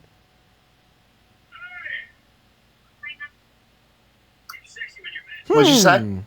You heard me. I didn't hear you. Sorry, I was doing something. Yeah, it was an important text. Yeah, I'm sorry. What were you doing? It was an important text message. My apology. A really convenient time to stop paying attention. Well, isn't that what you did to somebody earlier? Well, not at a convenient time. I got a text from Rokana's social media manager letting me know that he's 5 minutes out. That vape looked like it hit you kind of hard. All right? Yeah, not as hard as a third grade education would hit ya. Yeah, I know. That's all you can say? That's slap. Education, book smart, intelligent. Oh my God. Well, I mean, I do think that those three things are very important. Yeah. Oh, yeah. Yeah. What happened to the fucking lack of common sense? That's not important anymore? Well, see, the thing is we become more commonsensical when we know how many branches of government there are, when we know what's right and wrong, and when we know how many continents there are, sir. Like, seriously. Okay, if you don't know there's 7 continents, then I can expect you to use that quote-unquote common sense. 17 continents. I know what there is. 17 of them. 17? Yeah, I just added 10. Well, I'm surprised that you could add 10 and 7. Good job. Yeah. Anyways, so why are you guys still so hell-bent on this immigration shit so you guys can control every election? Okay, is this just like allowing people to become citizens? Is this just like a record? Democrat. Is this just like you're just repeating yourself? I'm just doing what you do, Dean. I learned from you. I learned to just continue to repeat yourself until you repeat myself. Correct. Repeat myself. So correct, I only like repeat myself when I'm not getting an answer to a question that's been suggested. I've already answered your question. What are you doing? I'm listening to you. Oh, you're going. The fuck are you talking? You're hearing shit, dude. Yeah, hearing shit from your mic because it's what you're doing. What? Are you okay? Are you good? Whatever. Are you good? Yeah, I'm fine. Are you So good? I can't. Keith, thank you for the same $3 over on Venmo. Caitlin with the $5 on Venmo. There it Joanne, is. thank you for the $8 on Venmo. Oh, what do you mean? Here it is. There it is. Thank Joanne for sending me $8 right now. Thank her. Why? So you can call me a good boy? I'm not going to call you a good boy. I just want you to appreciate my donors. Say thank you, Joanne. Suck a dick. You just tell me to suck a dick? What? That's rude. Yeah, No. You just went, suck a dick. Never do that. You just went, suck a dick. What? You went, Dude, you're suck a dick. crazy, You man. went, You're suck a hearing dick. shit. This debating is getting to your head. Yo, man. You're Amy, hearing thank you for the $5 over on PayPal. Thank you for the love. Keisha, thank you so much for the $3 over on PayPal. And then Matthew, thank you so much for the $20 on PayPal. Thank you for the love, Matthew. What is this guy? What? Matthew, thank you for the $40. He said another $20 donation. Matthew, in his very first donation, says, I'm filled with holiday joy. Then in the second one says, one could say you're being disrespectful. Oh, man, I wish Phil would have heard those. Thank you for the $40, Matthew. Show some love to Matthew down below in that comment section. Would you like to say thank you, Matthew? Your play on words is so amazing. Okay. I'm going to kick you. Bye-bye. Bye. All right, there we go. All right, guys, we are at 4 hours on the stream. I'm hungry. I still have to go to the gym.